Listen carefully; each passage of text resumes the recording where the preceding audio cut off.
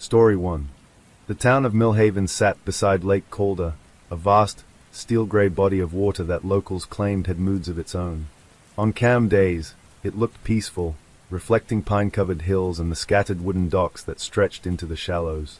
But when storms rolled in, the lake churned violently, as if something beneath its surface was trying to claw its way out. Millhaven wasn't always beside a lake. 52 years earlier, it had been built inside the valley now buried under Calder's dark waters. The original town, Old Millhaven, had been flooded when a massive dam was constructed to supply electricity and irrigation to surrounding counties. Residents were forced to relocate to higher ground. Bulldozers tore through homes. Streets were abandoned. Churches were left standing until the water swallowed them whole. Official records called it necessary progress. Locals called it a mistake. And every few years, the lake reminded them why. Detective Ryan Mercer had never believed the stories.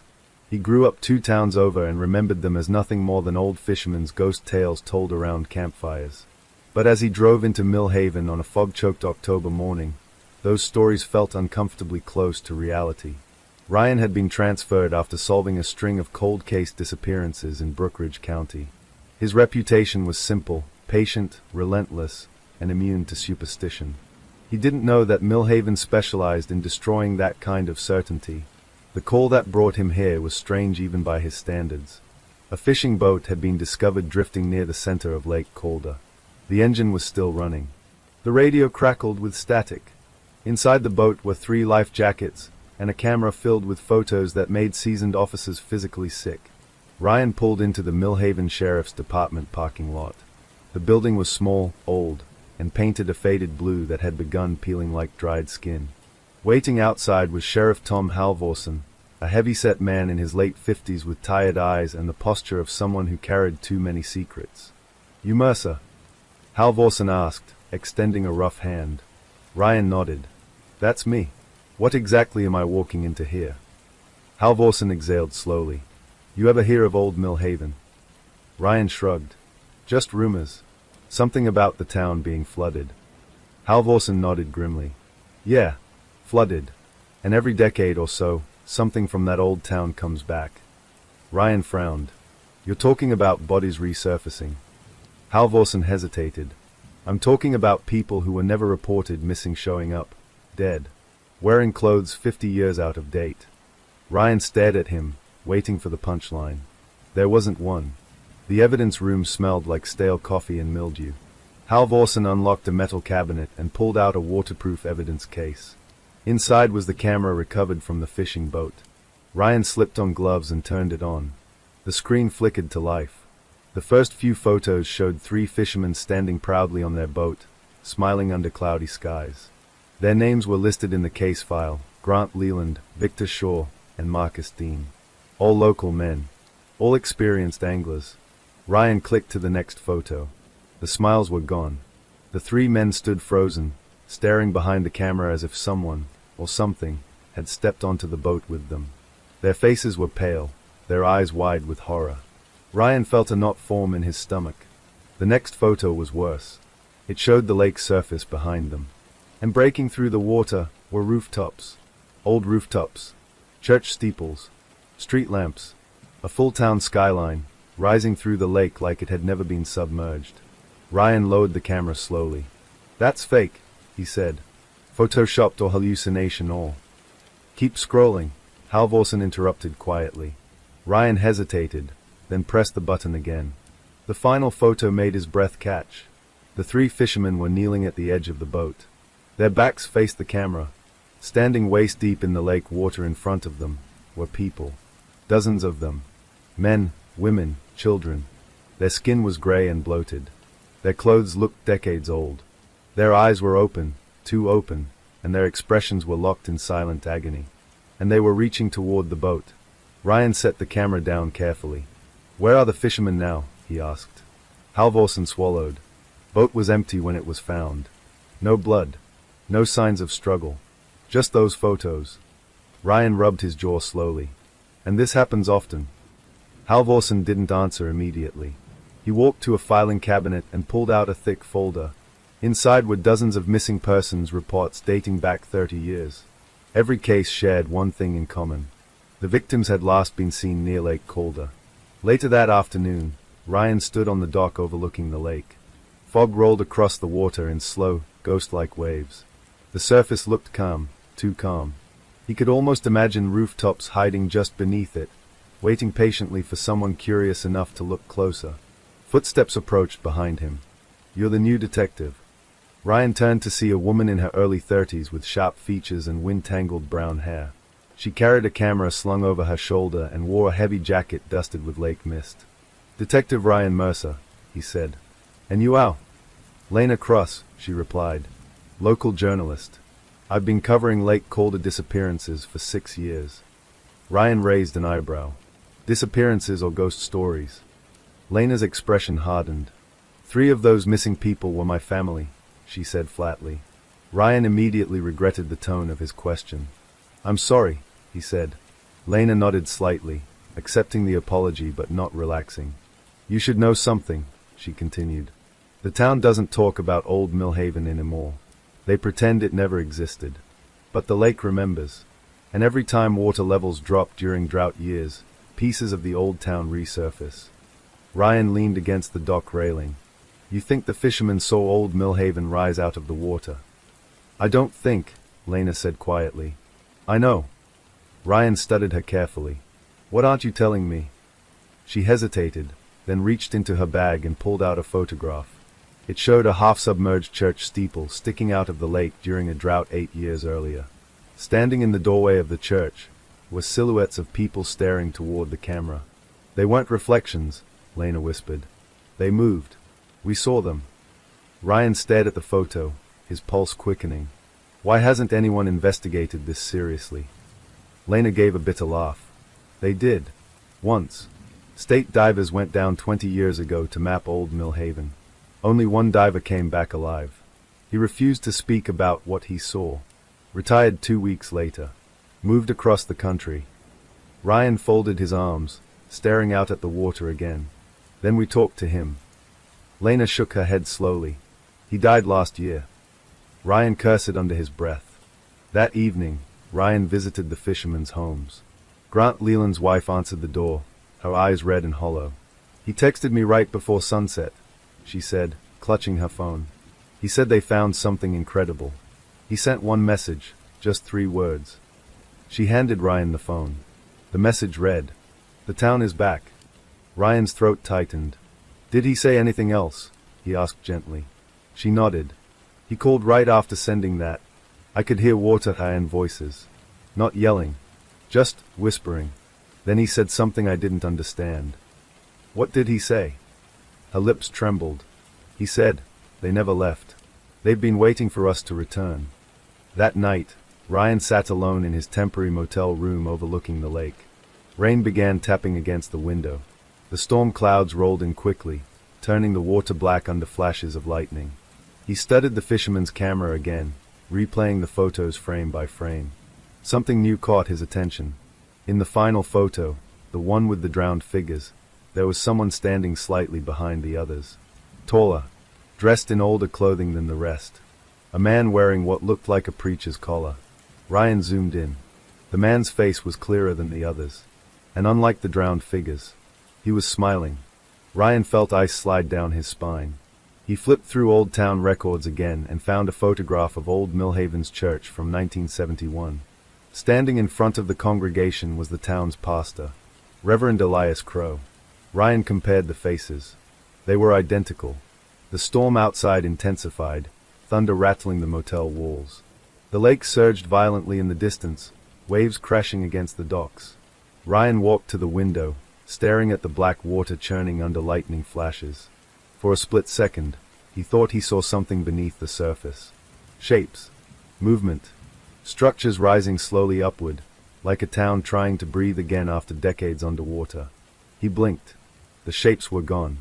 But his phone vibrated in his pocket. It was a message from Sheriff Halvorsen. "Water levels dropping fast.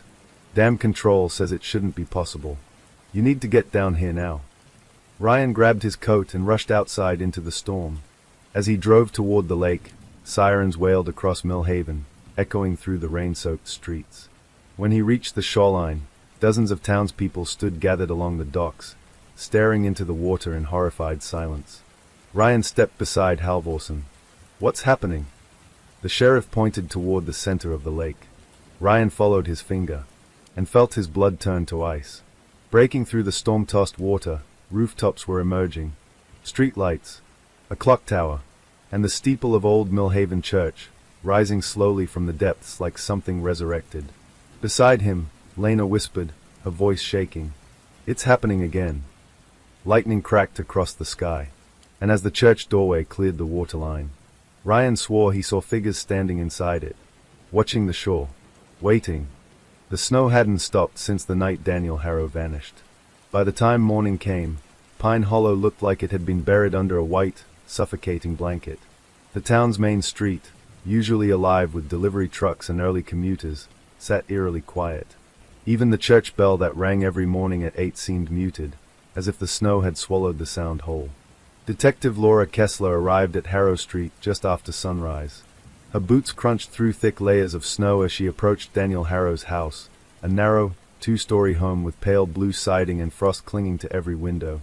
Yellow police tape fluttered weakly in the wind, the only color breaking the monochrome landscape. She paused at the front gate. The patrol report had been brief. Daniel Harrow, age 34. Lived alone. Worked remotely as a software engineer. Last confirmed sighting, 9:17 p.m. the previous night. After that, nothing. But there was one detail that kept repeating in every officer's notes. The front door camera footage. Laura ducked under the tape and stepped onto the porch. Officer Trent Miller stood waiting, hands buried deep inside his jacket pockets, breath fogging in the freezing air. "You're here early," he said. "I like answers," Laura replied. "You said the camera caught something strange." Trent nodded slowly. "Yeah, strange doesn't even cover it." He unlocked the front door and stepped aside. Inside, the house smelled faintly of coffee and pine-scented cleaner. The living room looked untouched, neatly folded blanket on the couch, laptop resting on the coffee table, television paused on a streaming menu. A half-finished mug of coffee sat beside the laptop, a thin film of ice forming across its surface. Laura moved carefully through the room. "Any signs of forced entry?" she asked. "No," Trent said. "Doors were locked. Windows sealed. Alarm system still armed."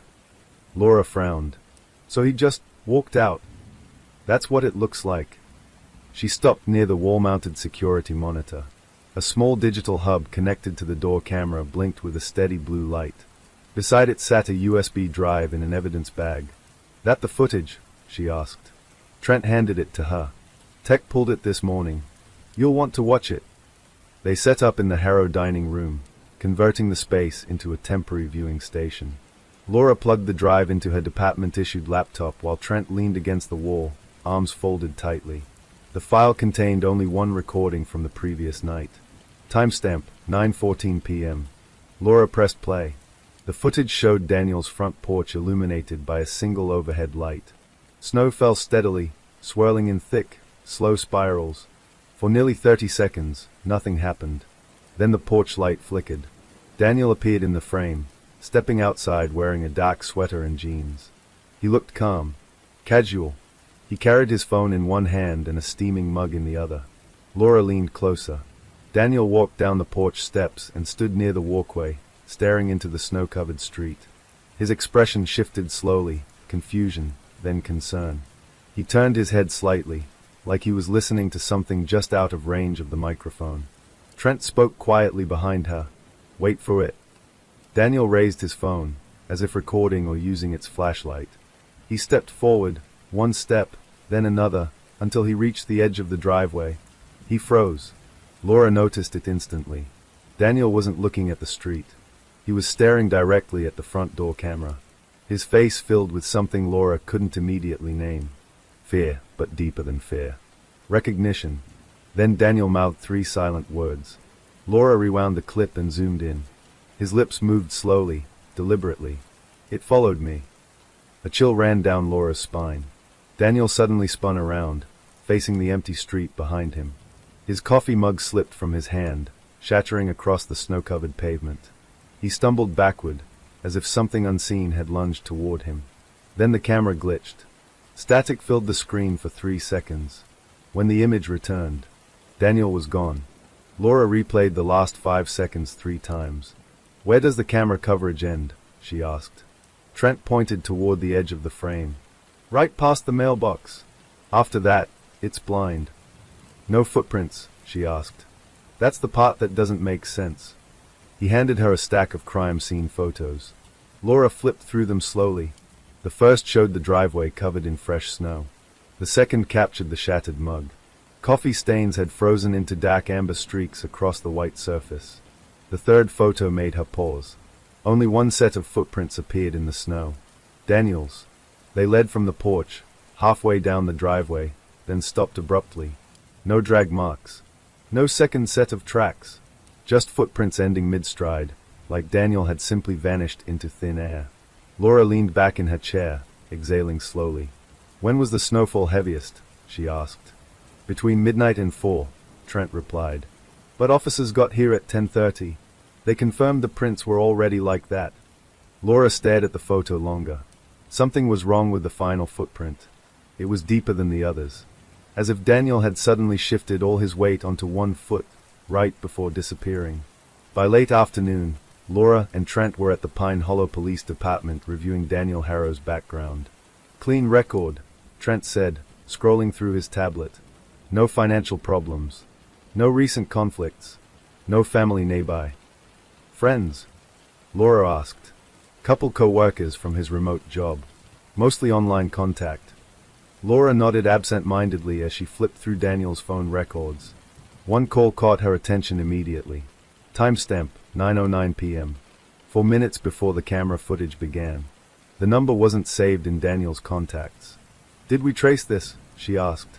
Trent shook his head. "Burner phone. Purchased 2 weeks ago at a gas station outside town." Laura dialed the number anyway. It rang once, then disconnected. She stared at the screen. "That's not possible," Trent said. "The phone's inactive." Laura didn't answer. She was already scrolling through Daniel's recent browsing history retrieved from his laptop. Most of it looked normal: work documents, coding forums, food delivery orders. Then she found a folder labeled Archive. Inside were dozens of downloaded video files. Each file had a timestamp in its title. Laura clicked the first one. The footage showed Daniel's living room, recorded from inside the house. He sat on his couch typing on his laptop.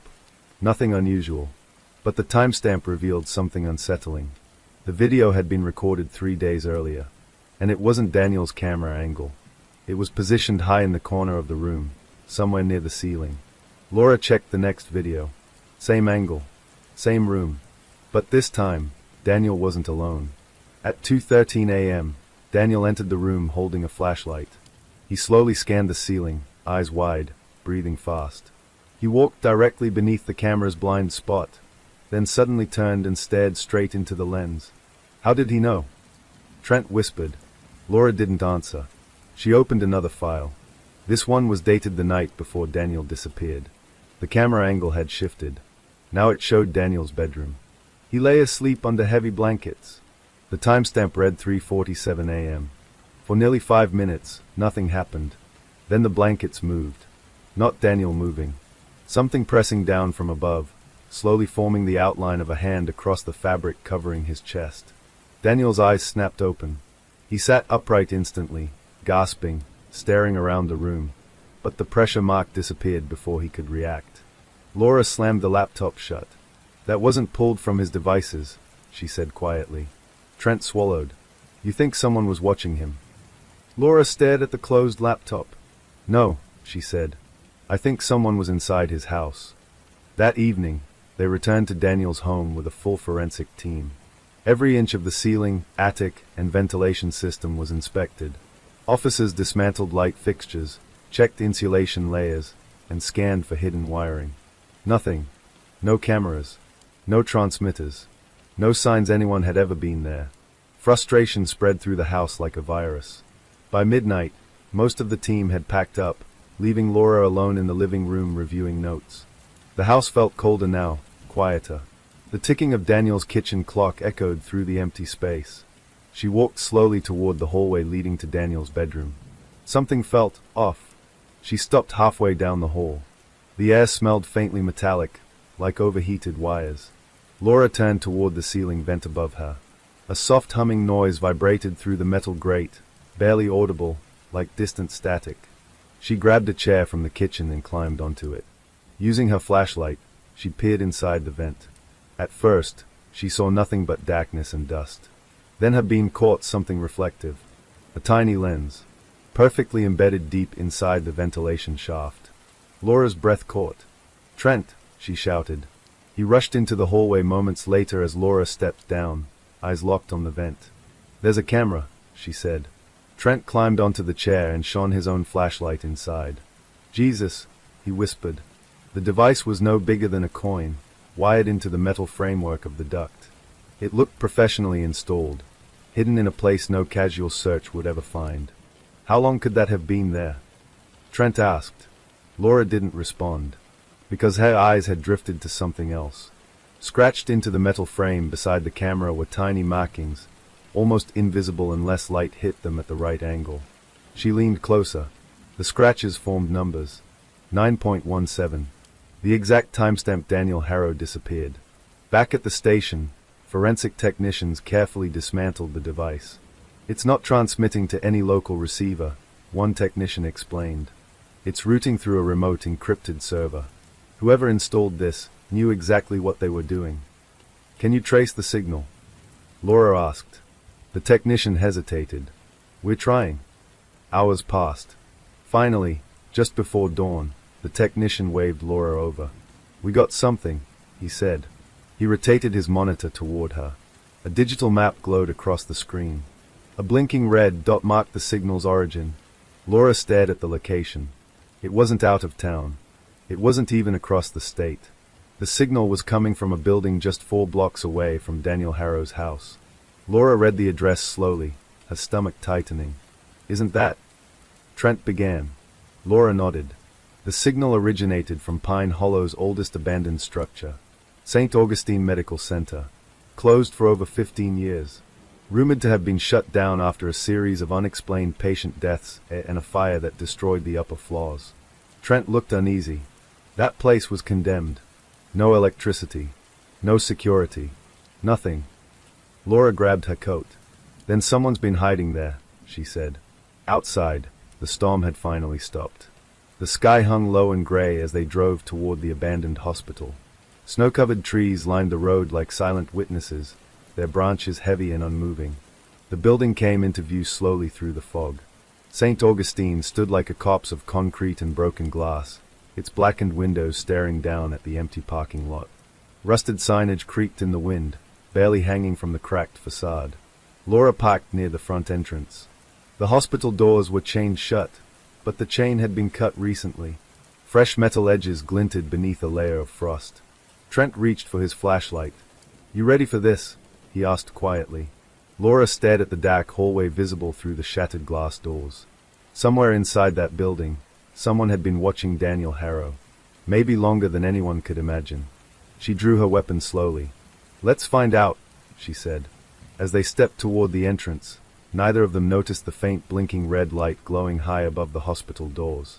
A camera, recording their arrival. The glass doors of St. Augustine Medical Center groaned as Detective Laura Kessler pushed them open. Rusted hinges protested, echoing through the empty lobby like a warning. The air inside was colder than outside. Not winter cold. Dead cold. The kind that clung to skin and seeped into bone. Laura stepped cautiously across shattered tiles while Trent followed closely behind, flashlight beam cutting through the darkness.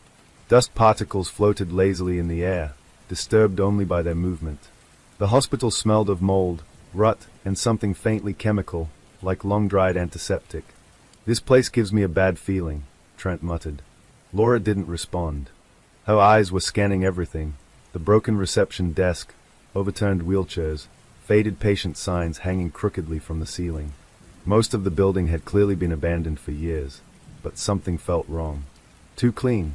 The dust on the floor had been disturbed recently. "Footprints," Laura said quietly.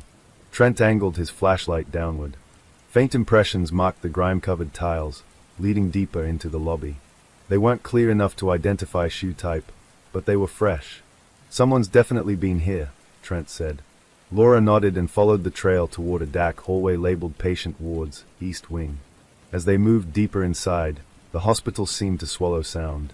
Even their footsteps felt muted, like the building itself was listening. The hallway stretched endlessly, lined with doors bearing rusted room numbers. Some hung open, revealing empty beds and overturned medical equipment. Others remained shut, paint peeling from their surfaces like shedding skin. Halfway down the corridor, Laura stopped abruptly. She crouched beside the wall. Scratched into the faded paint were dozens of tiny tally marks. Groups of 5, repeated over and over. Trent counted silently. That's at least 70. Laura traced one set of scratches with her gloved finger. The grooves were fresh, cut deep enough to expose clean plaster beneath the paint. These weren't made years ago, she said.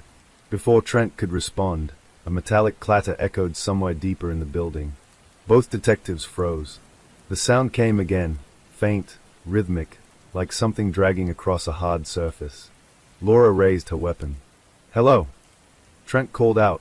Silence answered. They moved forward slowly, following the noise until it led them to a stairwell door hanging slightly ajar. The dragging sound stopped. Laura pressed her hand against the door and pushed it open. The stairwell spiraled upward into darkness and downward into deeper blackness. Their flashlights barely illuminated the concrete steps stained with old watermarks and crumbling plaster. "Signal traced to upper floors, right?" Trent asked. Laura nodded. "Third or fourth level." Tech wasn't exact. They began climbing. Each step echoed sharply, the sound bouncing between the narrow walls. Halfway to the second floor, Laura's flashlight caught something lying on one of the steps. A shoe. A single men's sneaker, dust-covered but relatively intact. Trent crouched beside it. "This isn't old," he said. "Rubber soles still flexible." Laura turned it over carefully. The inside label read D. Harrow. Her stomach tightened. "This was Daniel's," she said. They exchanged a silent look before continuing upward. The second-floor corridor was darker than the lobby. Several ceiling panels had collapsed, allowing snow to drift inside through broken windows. The wind whistled faintly through the hallway, carrying whispers that sounded almost like distant voices. Laura followed the footprint trail again. It led toward a nurse's station near the center of the floor. The station looked oddly untouched. Dust covered most surfaces, but the desk itself had been wiped clean recently. A portable battery pack sat on the counter, wires trailing behind it toward a cluster of monitors mounted to the wall. Laura approached slowly. The screens flickered to life as she stepped closer. Security feeds. Multiple camera angles displayed various rooms inside Daniel Harrow's house. Living room, bedroom, hallway, even the front porch. Trent stared in disbelief.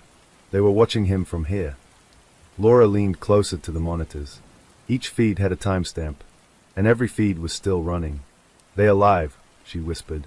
A sudden crackling noise burst from a speaker mounted beneath the screens. Static filled the air, followed by a distorted whisper. "You shouldn't be here." Trent spun around, flashlight sweeping wildly across the empty hallway. "Who's there?" he shouted. The voice returned, clearer this time. He didn't listen either. Laura stepped closer to the speaker. "Where is Daniel Harrow?" Silence lingered for several seconds. Then the monitors flickered rapidly, cycling through camera feeds faster and faster until they stopped on a single image. Daniel Harrow. The footage showed him sitting in a metal chair inside a dimly lit room. His face looked pale, eyes hollow with exhaustion. His wrists were strapped to the chair with thick leather restraints. The timestamp read live. Trent grabbed Laura's arm. "That's him. That's happening right now." Laura scanned the screen for clues. The room behind Daniel was bare except for cracked tile flooring and peeling surgical lights hanging from the ceiling. "Where is that room?" she demanded. The speaker crackled again. "Fourth floor. Operating wing." The monitors went black. They sprinted toward the stairwell. Laura's pulse thundered in her ears as they climbed. Her mind raced through worst-case scenarios. Daniel still alive but barely. Whoever had taken him possibly still inside the building. When they reached the third-floor landing, Trent suddenly grabbed her arm. "Wait!" Laura turned. The hallway ahead was lined with hospital gurneys, arranged side by side across the corridor like a barricade. Each gurney was covered with stained white sheets. the shapes beneath them unmistakably human-sized. Laura approached cautiously and lifted one sheet. Empty, but the mattress beneath it was soaked with dark brown stains. Blood, Trent whispered. Laura moved past the barricade quickly. The fourth-floor stairwell door stood slightly open, faint light flickering beyond it. They pushed through. The fourth floor smelled different. Stronger chemicals. Fresh electricity. Unlike the rest of the hospital, parts of this level had been restored. Extension cords snaked across the floor, powering surgical lamps and monitoring equipment. Several operating rooms lined the hallway, their glass windows fogged with condensation. Laura followed the hum of electricity until it led her to a heavy double door marked Surgery 4. She pressed her ear against it. A faint voice came from inside. Daniel's voice. "Please. I don't understand." Laura signaled Trent. 3, 2, 1. They burst through the doors. The operating room lights blinded them momentarily. When Laura's vision adjusted, her breath caught in her throat. Daniel Harrow sat in the center of the room, exactly as the monitor had shown. Leather restraints bound his arms and legs to a reinforced metal chair. His face was bruised, eyes darting wildly as he saw them. "Police!" Laura shouted. "Daniel, stay calm." But Daniel didn't look relieved. He looked terrified. "Get out!" he screamed. "You need to leave right now." Trent rushed forward, reaching for the restraints. "You're safe. We're here to—" "No!" Daniel shouted. "It's still here." The overhead lights flickered violently. A loud metallic slam echoed behind them. Laura spun around just as the double doors slammed shut on their own. The locks snapped into place with a mechanical click. Trent yanked at the handle. They are sealed. The lights dimmed, leaving only a faint surgical lamp illuminating Daniel's trembling face. Then the intercom crackled alive. "You weren't supposed to find him yet." Laura raised her weapon toward the ceiling speakers. "Show yourself." A distorted laugh echoed through the room. "You're too late anyway." Daniel began sobbing uncontrollably. "It watches, it records, it never stops." The surgical lights above them slowly lowered toward the chair, casting long shadows across the walls. Laura noticed something carved into the tiled floor beneath Daniel's chair. A circle of numbers, arranged like a clock, all pointing to one time. 9:17. The exact moment Daniel had disappeared. The intercom voice spoke again, softer this time. He was the 7-1st. Laura's blood ran cold. 7-1st what? Observation. Suddenly, every monitor in the room flickered on simultaneously, displaying dozens of live video feeds. Not just Daniel's house, but homes across Pine Hollow. Bedrooms, living rooms, hallways, families going about their nightly routines, completely unaware they were being watched. Laura stared in horror. "How many people have you been recording?" The voice answered calmly. "All of them." Trent finally snapped the last restraint loose. Daniel collapsed forward, gasping as circulation returned to his arms.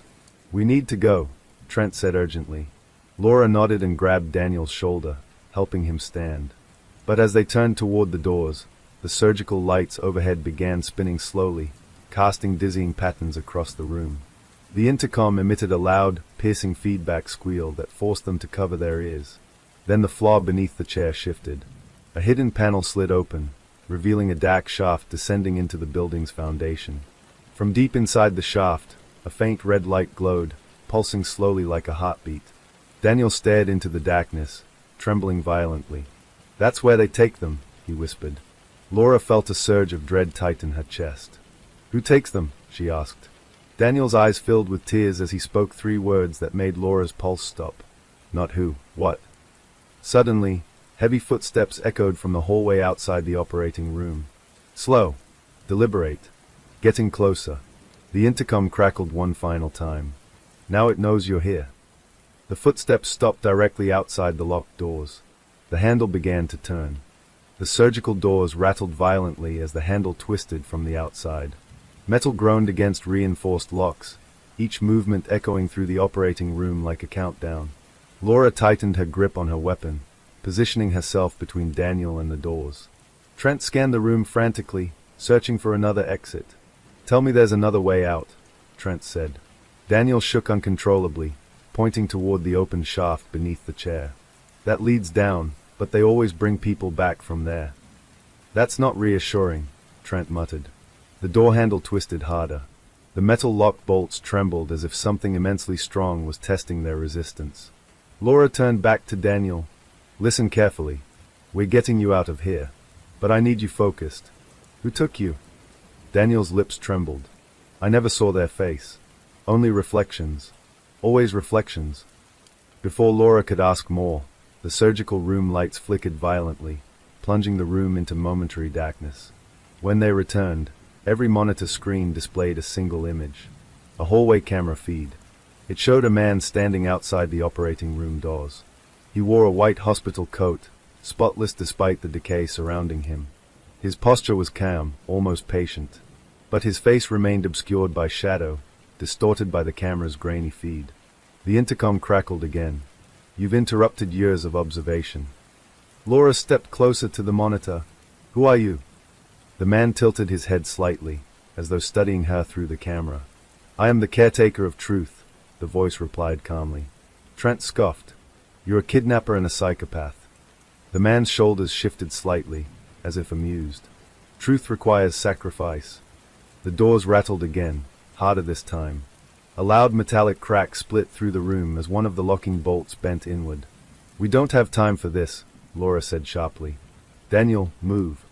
Trent helped Daniel toward the open shaft while Laura backed toward them, weapons still aimed at the doors. The shaft ladder descended into darkness, illuminated faintly by the eerie red glow Daniel had noticed earlier. The air rising from below smelled damp and metallic. Go, Laura ordered Trent. Trent helped Daniel climb down first. The injured man moved slowly, shaking from exhaustion and fear. Trent followed, turning to Laura. Hurry! The door burst open behind her. Metal hinges screamed as the reinforced frame bent outward. Laura spun around, weapon raised. The man from the monitor stepped inside. He was taller than she expected, thin, pale, with silver-gray hair combed neatly back.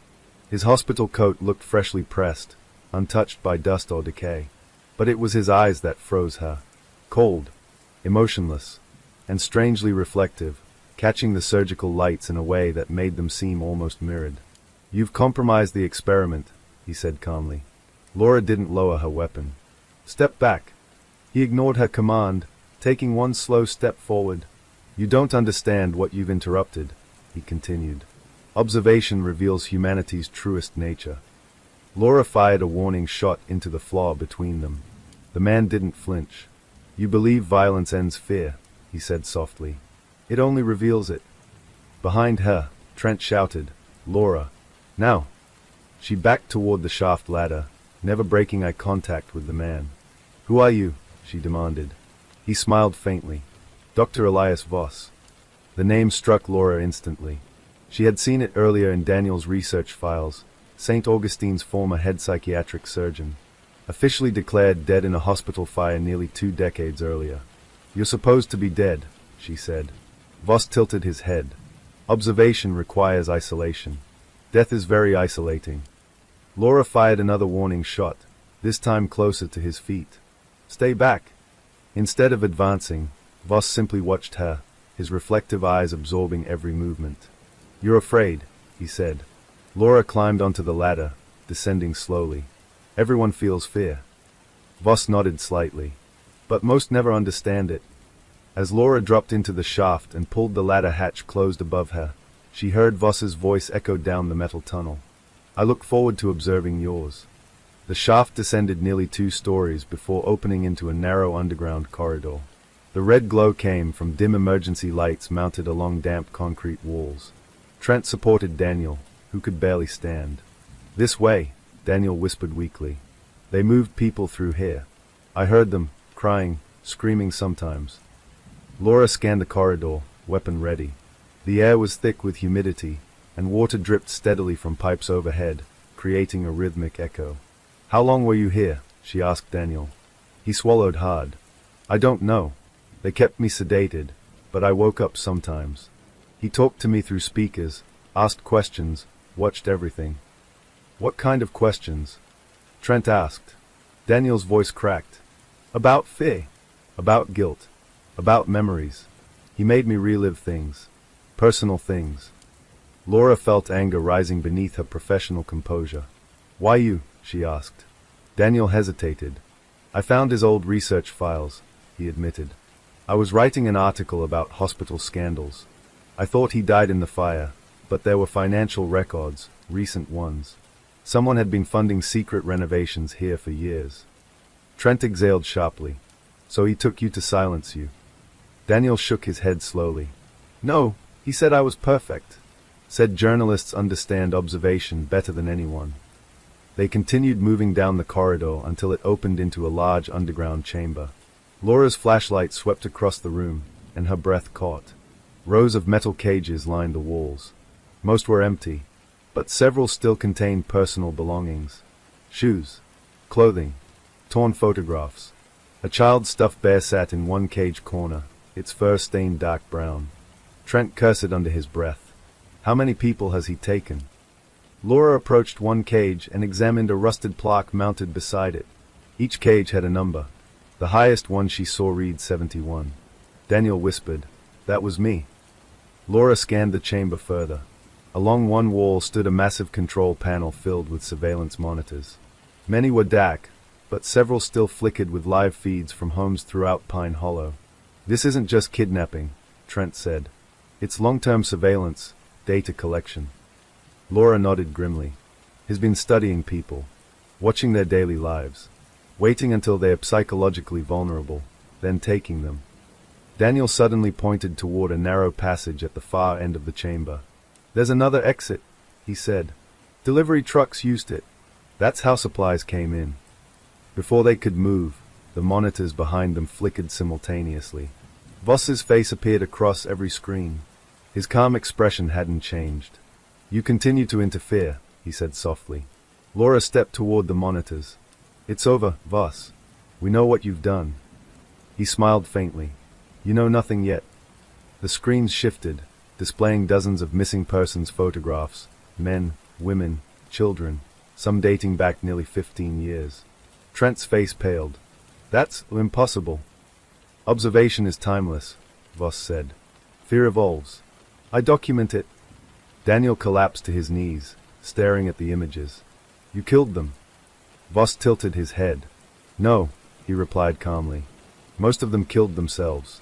I simply removed their distractions. Laura's jaw clenched. You tortured them. I liberated them, Voss corrected. Suddenly, a loud mechanical rumble echoed through the underground chamber. The corridor behind them began sealing as thick metal shutters slid down from the ceiling. Trent grabbed Daniel and pulled him toward the narrow passage. He's trapping us again. Laura fired at one of the shutters, but the bullet ricocheted harmlessly. Move, she shouted. They sprinted through the passage as alarms began blaring throughout the underground complex. Red emergency lights pulsed rapidly, turning the concrete walls into flashing veins of crimson. Behind them, Voss's voice echoed through hidden speakers.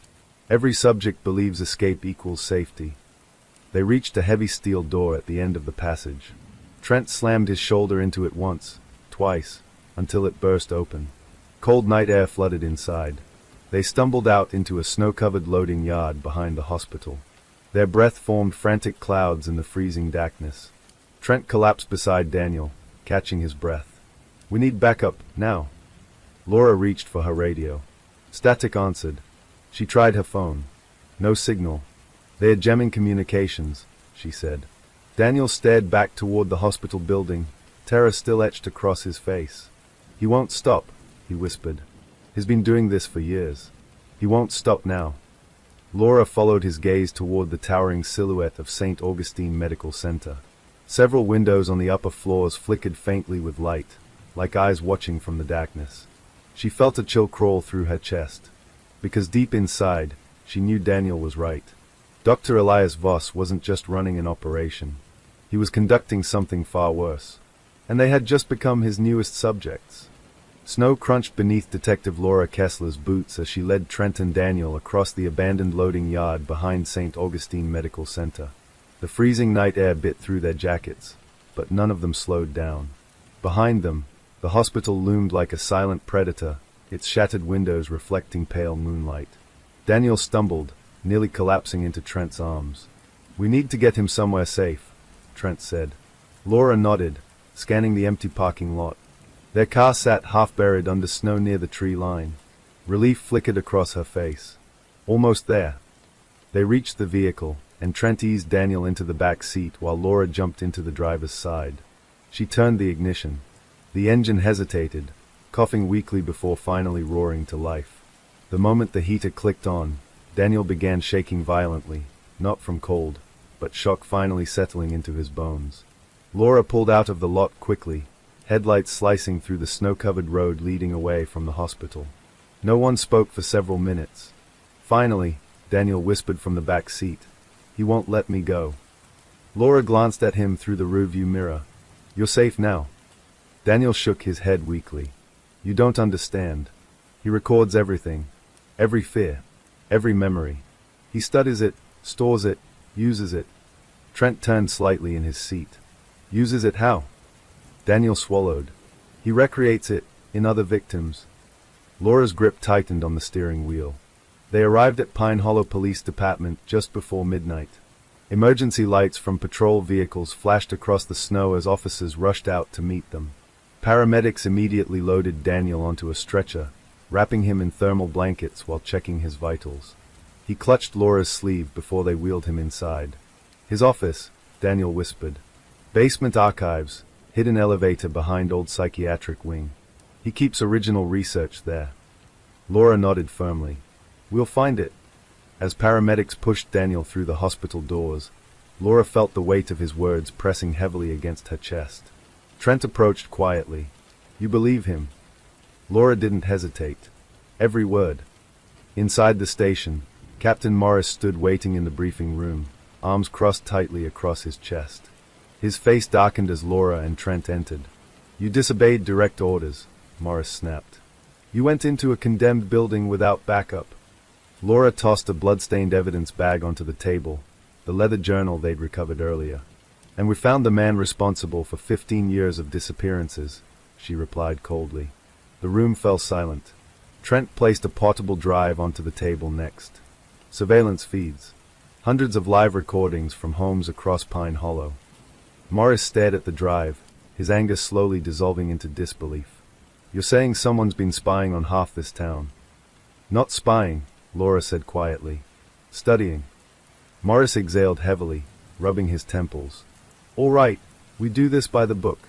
Full tactical entry tomorrow morning. Warrants. State investigators. Everything." Laura shook her head.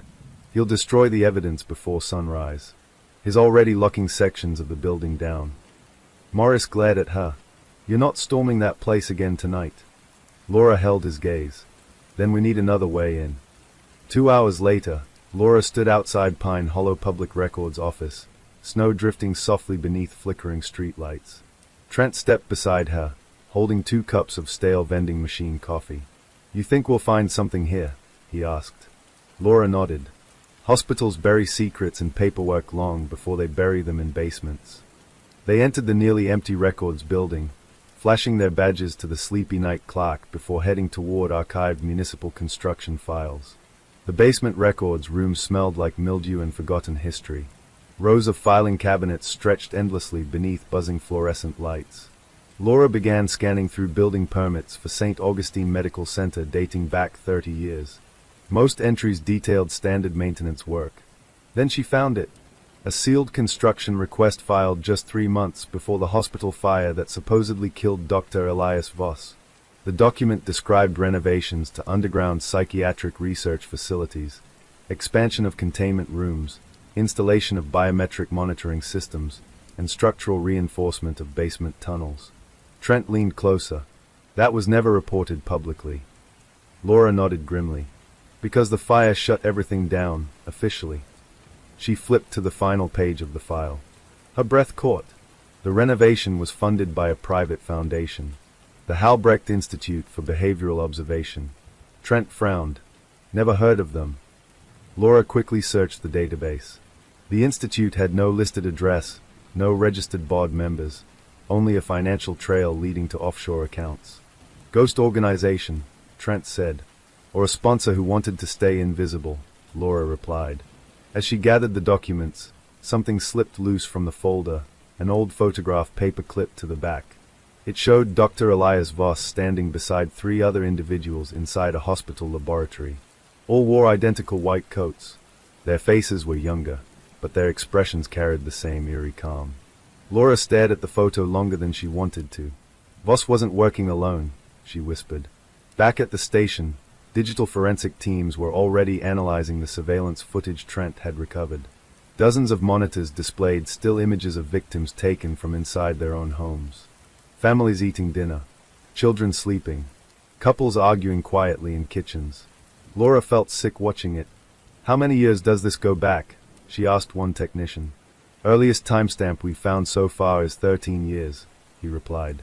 "But storage capacity suggests much older archives exist somewhere else." Laura turned toward Trent. Daniel said Voss kept original research files hidden in the basement. Trent nodded. "Hidden elevator." Before they could continue, Laura's phone buzzed.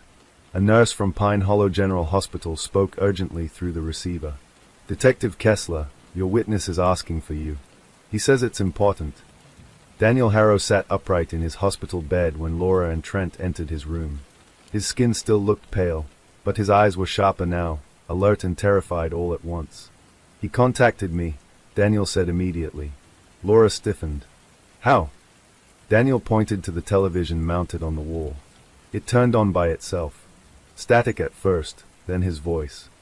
Trent stepped toward the TV, examining the cables. "Hospital channels are internal. He shouldn't be able to." "He can access anything connected to electricity," Daniel interrupted shakily. "He told me something before the screen went black." Laura leaned closer. "What did he say?" Daniel swallowed hard. "He said I was only phase 1. Silence filled the room. Laura felt dread spread through her chest. "What does that mean?" Daniel's voice cracked. "He said phase 2 begins tonight." Before Laura could respond, every light in the hospital room flickered simultaneously. The television screen burst to life with static. Slowly, the static formed into Voss's pale, emotionless face. "Good evening, Detective Kessler," he said calmly. Trent lunged toward the TV, but the screen remained locked on Voss's expression. "You've made remarkable progress," Voss continued. "You've even discovered the Institute's existence." Laura stepped closer to the screen. "Where are the others, Voss?" He smiled faintly, still observing. Daniel trembled violently beside her. "Please, just stop." Voss's eyes shifted slightly toward Daniel, though he clearly couldn't see him directly. "Fear is the purest human reaction," Voss said softly. "You helped me document it beautifully." Laura's voice hardened. "We're coming for you." Voss tilted his head. "You misunderstand, Detective. You already came for me." The screen flickered rapidly. Images replaced Voss's face, live surveillance footage from Pine Hollow streets, homes, and public buildings. One image made Laura's heart stop. It showed Pine Hollow Police Department itself. The camera angle revealed officers moving inside the evidence room, completely unaware they were being recorded. Trent cursed under his breath. "He's inside our systems." The footage switched again, this time showing the hospital hallway outside Daniel's room. Empty. Then, slowly, a tall shadow appeared at the far end of the corridor. Laura's blood turned ice cold. "That's not Liv," Trent said quickly. "It can't be." Voss's voice returned. "Observation never ends." The television screen went black. Alarms began blaring throughout the hospital. Laura ran toward the door and threw it open. Nurses and patients flooded the hallway in panic as overhead lights flickered wildly. Security staff shouted instructions while emergency generators struggled to maintain power. Trent grabbed Laura's arm. "If he can control hospital systems, Daniel's not safe here." Laura nodded instantly. "We move him to protective custody." Behind them, Daniel whispered in terror. "He's escalating. This is how it started with the others." Laura turned toward him. "What started?" Daniel's eyes filled with dread. "He stops watching and starts hunting." The hospital alarms wailed through Pine Hollow General like a wounded animal, echoing through hallways filled with panicked patients and rushing medical staff. Red emergency lights pulsed across the walls, turning the sterile corridors into something sinister and surreal. Detective Laura Kessler pushed Daniel Harrow's wheelchair as fast as she could while Trent cleared a path ahead of them. Two uniformed officers flanked them, hands hovering near their weapons. "Backup units are 5 minutes out," one officer shouted over the chaos. Laura shook her head. "We don't have 5 minutes." Daniel's breathing had become shallow and frantic. His eyes darted toward every flickering light, every darkened hallway. "He's already inside," Daniel whispered. Trent leaned down toward him. "You don't know that." Daniel grabbed Trent's sleeve with surprising strength. "I do. He always shuts power down first. It isolates people, makes them easier to control." Laura pushed harder, turning down a service corridor that led toward the hospital's underground ambulance bay, an exit far less crowded than the main emergency entrance. Halfway down the corridor, every overhead light suddenly died. Complete darkness swallowed them. Only the dim emergency floor lights remained, casting long, warped shadows along the walls. Then the intercom crackled to life. "Phase 2 has commenced." Voss's voice drifted calmly through the darkness. Laura froze for half a second before barking, "Keep moving." Trent pulled out his flashlight, scanning the hallway ahead. The beam illuminated scattered medical cats and overturned supply trays that hadn't been there seconds earlier. "It's like someone's barricading the corridor," Trent said. Laura's instincts screamed danger. "Faster!" Behind them, metal doors slammed shut one by one, sealing off escape routes with heavy hydraulic clicks. Daniel began sobbing quietly. "He's hurting us. He does that, moves people where he wants them." Laura's jaw tightened. "Not tonight." They reached the ambulance bay doors just as a loud crash echoed from behind them. Laura turned her flashlight toward the sound, and saw a hospital gurney rolling toward them on its own, pushed by unseen force down the slight incline of the corridor. It slammed into the wall beside them, metal rattling violently. Trent swore, "This place is turning into a trap." Laura shoved the ambulance bay doors open. Cold night air rushed in as snow blew across the concrete loading area. Several police vehicles had already arrived, lights flashing across the storm-dark sky. "Move!" Laura shouted. Officers rushed forward to assist, loading Daniel into the back of an armored transport van normally reserved for high-risk detainees. Laura climbed inside beside him while Trent slammed the rear doors shut. "Where are we taking him?" Trent asked, jumping into the passenger seat. Laura answered immediately. "County Protective Facility. Reinforced building. Independent power grid." The driver nodded and accelerated through the snow-covered streets. The van's interior hummed with the low vibration of its armored engine. Daniel sat strapped into a medical restraint chair, wrapped in blankets but still visibly shaking. "He's never lost control before," Daniel whispered. Laura sat across from him, studying his face carefully. "Tell me exactly what Phase 2 means." Daniel swallowed, gathering strength. "Phase 1 is observation," he said. "Watching subjects, recording behavior patterns, identifying emotional triggers." "And Phase 2? Trent asked from the front. Daniel's eyes filled with dread. "Direct exposure." Laura felt a chill crawl through her spine. "Explain." "He recreates personal fears, confronts victims with them physically, forces them to react while monitoring psychological collapse." Trent glanced back in disbelief. "You're saying he terrorizes people as some kind of experiment?" Daniel nodded weakly. "He believes fear strips away human deception, reveals the true self." Laura clenched her fists. "He's torturing people for data." Daniel whispered, "Yes." They reached the County Protective Facility 20 minutes later. The building stood heavily fortified, surrounded by tall fencing and armed security patrols. Its concrete walls were built to withstand riots, storms, and organized attacks. Daniel was escorted inside under heavy guard. Laura and Trent followed closely behind, finally allowing themselves a moment to breathe once the reinforced doors sealed shut behind them. "He can't get in here," Trent said, though his voice lacked full confidence. Laura wasn't so sure. Inside the facility's secure conference room, Captain Morris joined them via video call. His face looked pale beneath the fluorescent office lighting. "I've got state authorities mobilizing," he said. "National investigators are being notified. This is way bigger than we thought." Laura nodded. "We need full tactical entry into St. Augustine before Voss wipes everything." Morris hesitated. "You'll get it, but we've got another problem." He tapped his keyboard, projecting a digital map of Pine Hollow onto the conference screen. Dozens of blinking red dots appeared across residential neighborhoods. These locations were pulled from your surveillance data drive, Morris said. Each red dot marks a home Voss has been monitoring heavily within the past 48 hours. Trent stared at the map. That's at least 30 houses. Laura's stomach dropped. Potential new victims. Morris nodded grimly. We've already dispatched patrols to warn residents, but... Suddenly, the video feed flickered violently. Static distorted Morris's image before his voice cut out completely.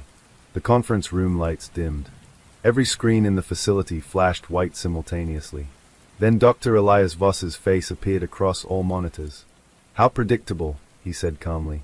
Laura jumped to her feet. How are you inside this system? Voss ignored her question. You moved your subject to fortified containment. A logical but emotionally driven decision. Trent slammed his fist onto the table. You're done, Voss. Federal agents are already moving in. Voss smiled faintly. Federal agents fear failure more than truth. They will hesitate. You will not. Laura stepped closer to the screen. Why show yourself now? Because Phase 2 requires witnesses, Voss replied. The screens changed, displaying live footage from one of the red dot houses on the map. A family sat in their living room watching television, unaware they were being observed. Laura's heart pounded. What are you doing? Voss's voice softened almost gently. Demonstrating. The living room lights in the footage suddenly went dark. The family stood, confused, calling out to one another. The father reached for his phone, but the screen remained black. Then, slowly, a shadow appeared at the far end of their hallway. Laura felt her breath catch in her throat. You stop this right now, she shouted. Voss tilted his head slightly. You are welcome to try. The screen split into multiple feeds, showing similar blackouts occurring in several homes across Pine Hollow simultaneously. Trent stared in horror. His launching coordinated abductions. Daniel collapsed into his chair, sobbing. This is how it started last time. Laura grabbed her radio. Dispatch every available unit to those addresses, now. Behind her, Voss spoke one final time. You wanted access to my research, detective. Laura glared at the screen. You're about to experience it firsthand. The monitors shut off instantly.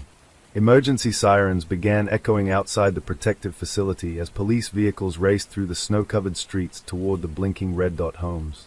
Laura grabbed her coat and weapon. We're moving, she said. Trent nodded, adrenaline already sharpening his focus. Which address first? Laura stared at the map, watching one red dot blink faster than the others. That one, she said. Daniel's trembling voice followed them toward the door. You can't stop him all at once. Laura paused only long enough to answer. Then we stop him piece by piece.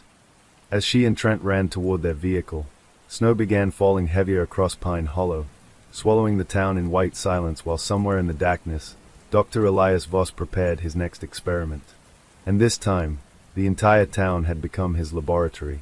Snow hammered against the windshield as Detective Laura Kessler's cruiser tore through Pine Hollow's narrow residential streets. Sirens screamed into the night, their echoes swallowed by the storm thickening around them. Behind her, Trent studied the tablet displaying the blinking red dot locations. They're spreading, he said. 3 new signals just appeared. Laura's knuckles whitened on the steering wheel. Is accelerating. Dispatch crackled through her radio. Unit 12, we've got officers reporting power failures across the northern district. Multiple 911 calls, possible home invasions. Copy, Laura responded sharply. Redirect those units to the addresses we transmitted. No solo entries. Wait for backup. Trent glanced toward her. You think he's physically moving between houses? Laura shook her head. No, he's controlling infrastructure. Power grids. Security systems. He's forcing people into panic and isolating them until he can strike. The cruiser skidded slightly as Laura turned onto Willow Bend Road, tires grinding through heavy snow.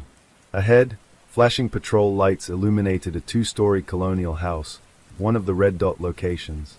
They arrived just as 2 officers kicked open the front door. Laura jumped out, drawing her weapon. Police. Anyone inside? The officers waved them forward. Family's inside, but something's wrong. Laura stepped into the house carefully. The living room was in chaos, furniture overturned, shattered glass scattered across the floor. A mother and father clutched two young children on the couch, all trembling violently. "He was here," the father stammered. Laura crouched beside them. "Who?" The man's face was pale, eyes wide with shock. "I don't know, we never saw him clearly. The lights went out, then every door in the house locked at once." The mother spoke through tears. Voices came through the baby monitor, describing things we were afraid of, things no one should know. Trent scanned the room. "Any injuries?" The father shook his head. "No, he just watched." Laura's stomach twisted. "His escalating psychological exposure," she muttered. Before she could ask another question, Laura noticed something carved into the hardwood floor near the staircase. A small number. 72. She felt ice crawl through her chest. "Trent," she said quietly, pointing. He knelt beside the marking, his face tightening. "His numbering them." Laura stood slowly. And Daniel was 71. They rushed back outside as dispatch shouted through the radio again. "Unit 12, second location reporting missing occupant. Repeat, possible abduction in progress." Laura jumped into the cruiser, tires spinning as she accelerated toward the next address. Snow reduced visibility to barely 20 feet, but she didn't slow down. "Location," she demanded. "Corner of Maple and Hargrove." Trent's voice tightened. "That's less than a mile." They reached the house within minutes. Front door wide open. Porch light flickering wildly. A teenage boy stood outside barefoot in the snow, screaming hysterically. "They took my sister," he cried. Laura rushed toward him. "Who took her?" "I don't know," he sobbed. "The power went out, then all the phones died. I heard her screaming upstairs, but the bedroom door wouldn't open." Laura and Trent exchanged a glance before sprinting inside. The upstairs hallway reeked of burned wiring and damp insulation. The girl's bedroom door hung crookedly from its hinges, splintered outward like something had forced its way inside. The room itself was empty. Only a shattered mirror lay across the floor. Laura stepped closer, her flashlight catching something scratched into the mirror's surface. 73. Trent exhaled sharply. "He's counting victims like data points." Laura clenched her jaw. "And is getting faster."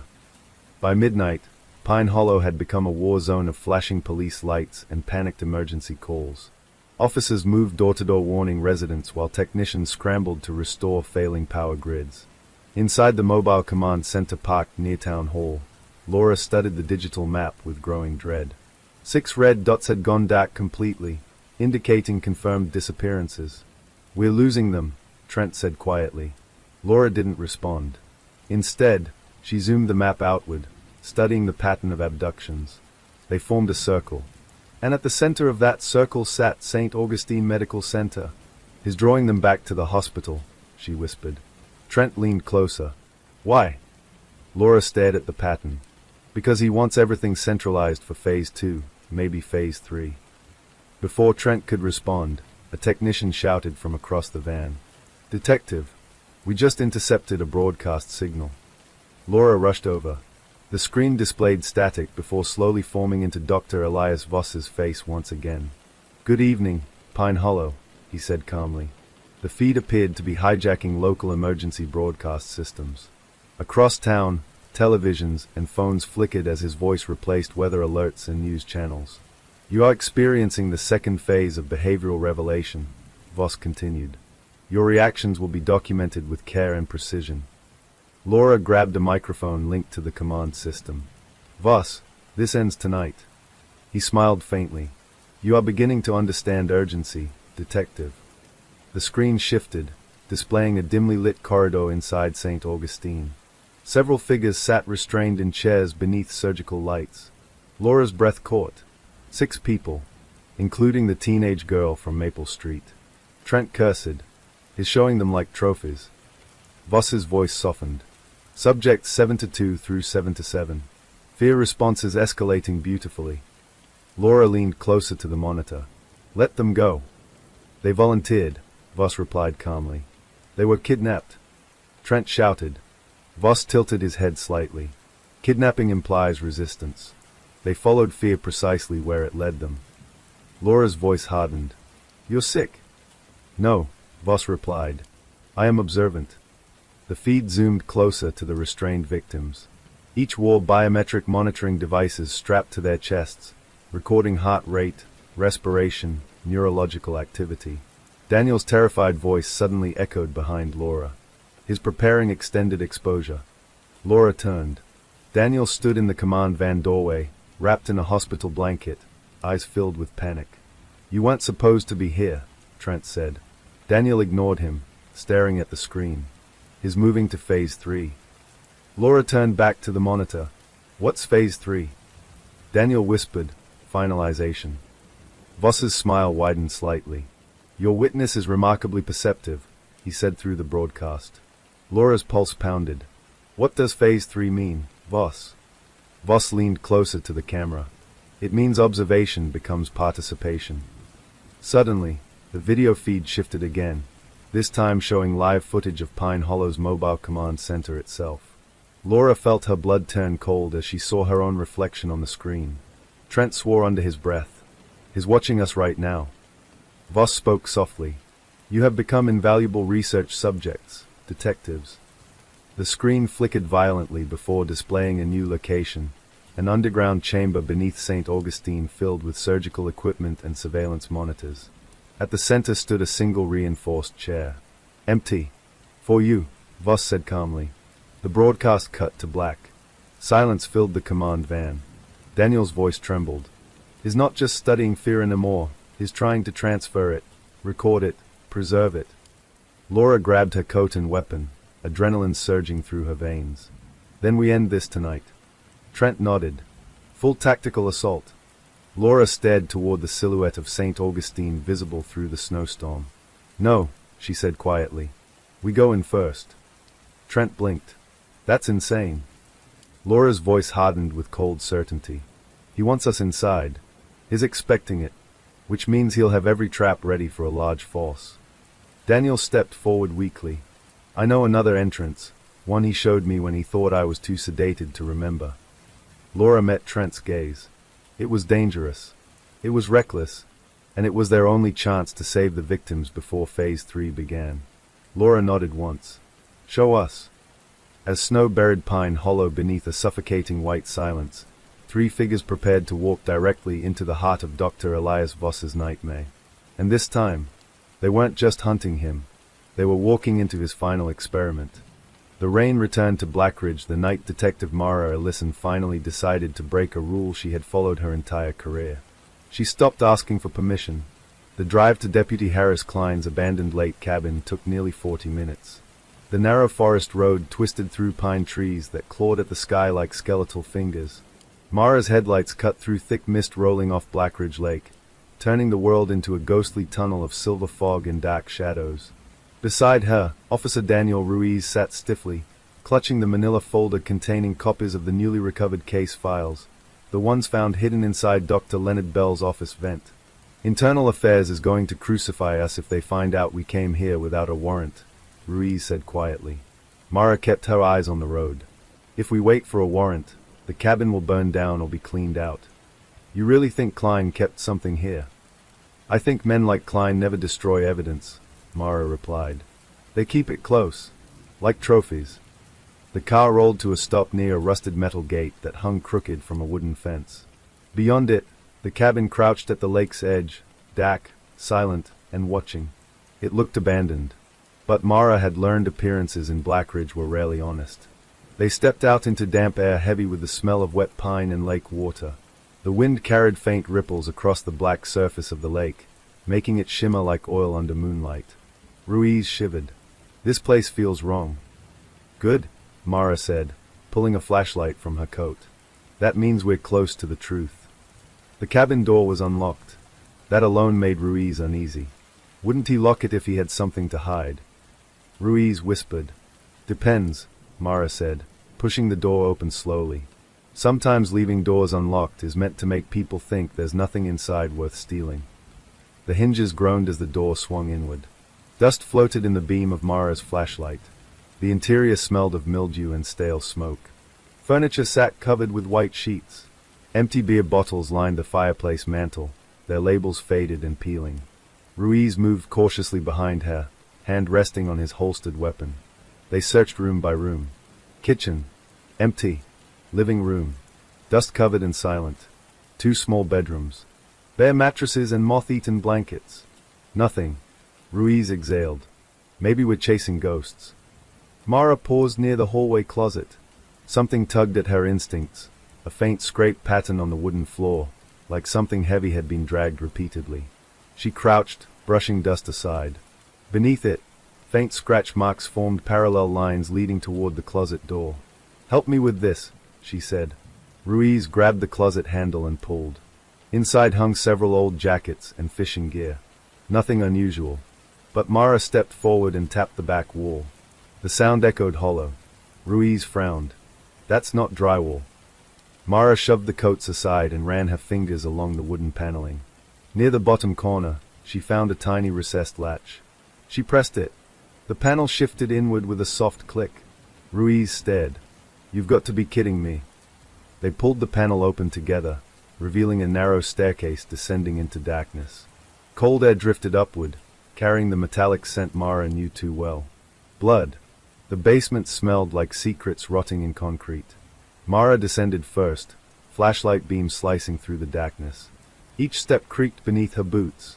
Ruiz followed closely, his breathing shallow and fast. At the bottom, the beam illuminated a long rectangular room lined with steel shelves. Boxes. Dozens of them, each labeled with faded masking tape. Dates. Names. Case numbers. Ruiz whispered, "Oh my God." Mara moved toward the nearest shelf and pulled down a box labeled 1987, read, L.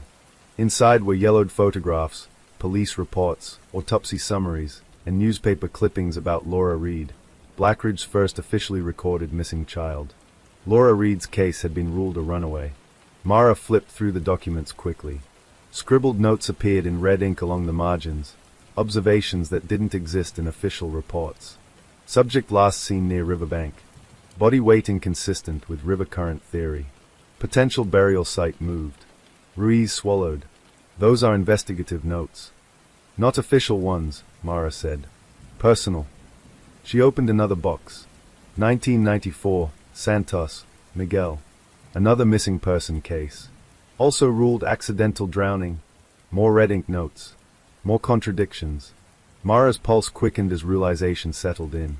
"This isn't just evidence," she said quietly. "It's a parallel investigation." "By Klein?" Ruiz asked. "Or by someone Klein worked for?" They spent nearly 20 minutes opening boxes. Each revealed the same disturbing pattern. Missing persons cases that had been prematurely closed, each containing hidden notes suggesting foul play. Then Mara noticed something else. Every box had a small black symbol drawn in the upper corner. A circle intersected by 3 vertical lines. She had seen it before. In the secret case files. In Dr. Bell's vent. And carved faintly into the inside of Caroline Hale's locket. Ruiz noticed her staring. "You recognize that symbol?" Mara nodded slowly. "It's their mark. The hollow circle." "I think so." A chill swept through the room. Near the back wall stood a heavy steel desk covered with dust and stacks of leather-bound notebooks. Mara wiped one clean and opened it carefully. Inside were handwritten entries, each dated and signed with initials, H.K. Harris Klein. Ruiz leaned over her shoulder as she read aloud. March 12, 1991. Subject delivered successfully. Bell confirmed compliance. Payment received through Hollow Circle intermediary. Ruiz stiffened. Delivered. Mara turned the page.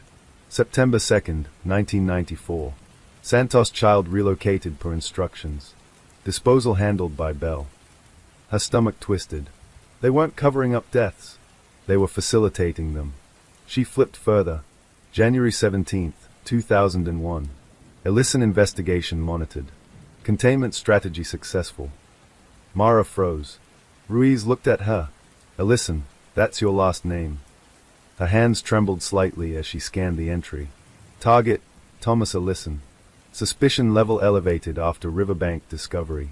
Directive issued, neutralize and redirect case closure to accidental drowning. The room seemed to tilt. "My father," she whispered. Ruiz stared at her, horrified. They killed him, she said, voice hollow, and then they buried the truth in paperwork. A sudden creak echoed upstairs. Both detectives snapped their heads toward the staircase. Ruiz drew his weapon. You hear that? Mara nodded, slowly closing the notebook. Footsteps. Heavy. Deliberate.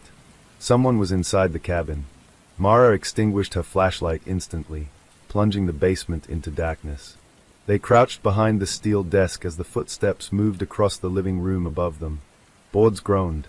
A chair scraped. Ruiz leaned close, whispering, "What if it's Klein?" "He's been missing for weeks," Mara whispered back. "If he's alive, he's hiding." The footsteps paused directly above the closet entrance. Silence stretched. Then, the closet door opened. Light spilled down the stairwell. A silhouette appeared at the top of the stairs, blocking the beam from a flashlight. "Detective Ellison," a calm voice called out. Mara's chest tightened. She knew that voice. Captain Elias Ward. Ruiz's eyes widened. "Your captain." Mara pressed a finger to her lips. Ward descended the staircase slowly, his polished shoes echoing softly on the wooden steps. "Come out," he said evenly. "There's no reason to hide."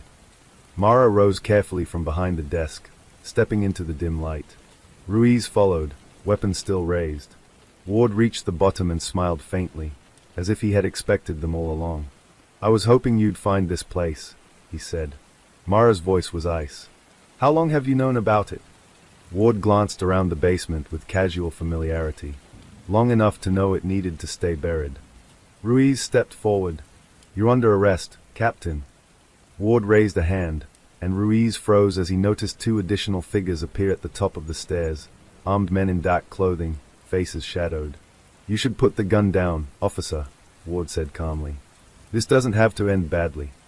Ruiz hesitated, glancing at Mara. She gave a tiny shake of her head. Ward sighed. "Mara, your father was a good man. Truly. But he couldn't accept that some systems exist for necessary purposes." "Necessary," she snapped. Children disappeared. Families were destroyed. Ward's expression remained serene. "Order requires sacrifice," he said. "The hollow circle ensures stability, financial, political, social. The town thrives because of balance." "Balance?" Mara's voice shook with fury. "You murdered people to protect your power." Ward tilted his head slightly. "We preserved Blackridge from becoming like every other dying town. Crime stays low. Wealth flows in quietly. Everyone benefits. Not the victims." Ward met her gaze steadily. "History never remembers individual casualties. Only outcomes." The armed men began descending the stairs slowly. Ruiz tightened his grip on his weapon. Ward continued speaking calmly, almost kindly. "You were never meant to discover this, Mara. But once you started opening old files, Bell recommended elimination." Mara's jaw clenched. "Bell is dead." "Yes," Ward said quietly. "An unfortunate complication." "You killed him." Ward smiled faintly. "He became unreliable." The men were halfway down the staircase now. Mara's mind raced. There were 3 of them. 2 armed guards and Ward himself, who likely carried a weapon as well. Ruiz leaned closer and whispered, barely audible, "Plan." Mara stared at Ward, then subtly tapped the leather notebook still in her hand. Evidence. Proof. Everything they needed to destroy the hollow circle. If they survived long enough to reveal it. Ward extended his hand calmly. "Give me the notebook, Mara. We'll make this painless." She stared at him, then slowly closed the notebook and slipped it into her coat. "No," she said. Ward sighed, disappointed. "I was afraid you'd say that." He nodded once toward the guards. They raised their weapons.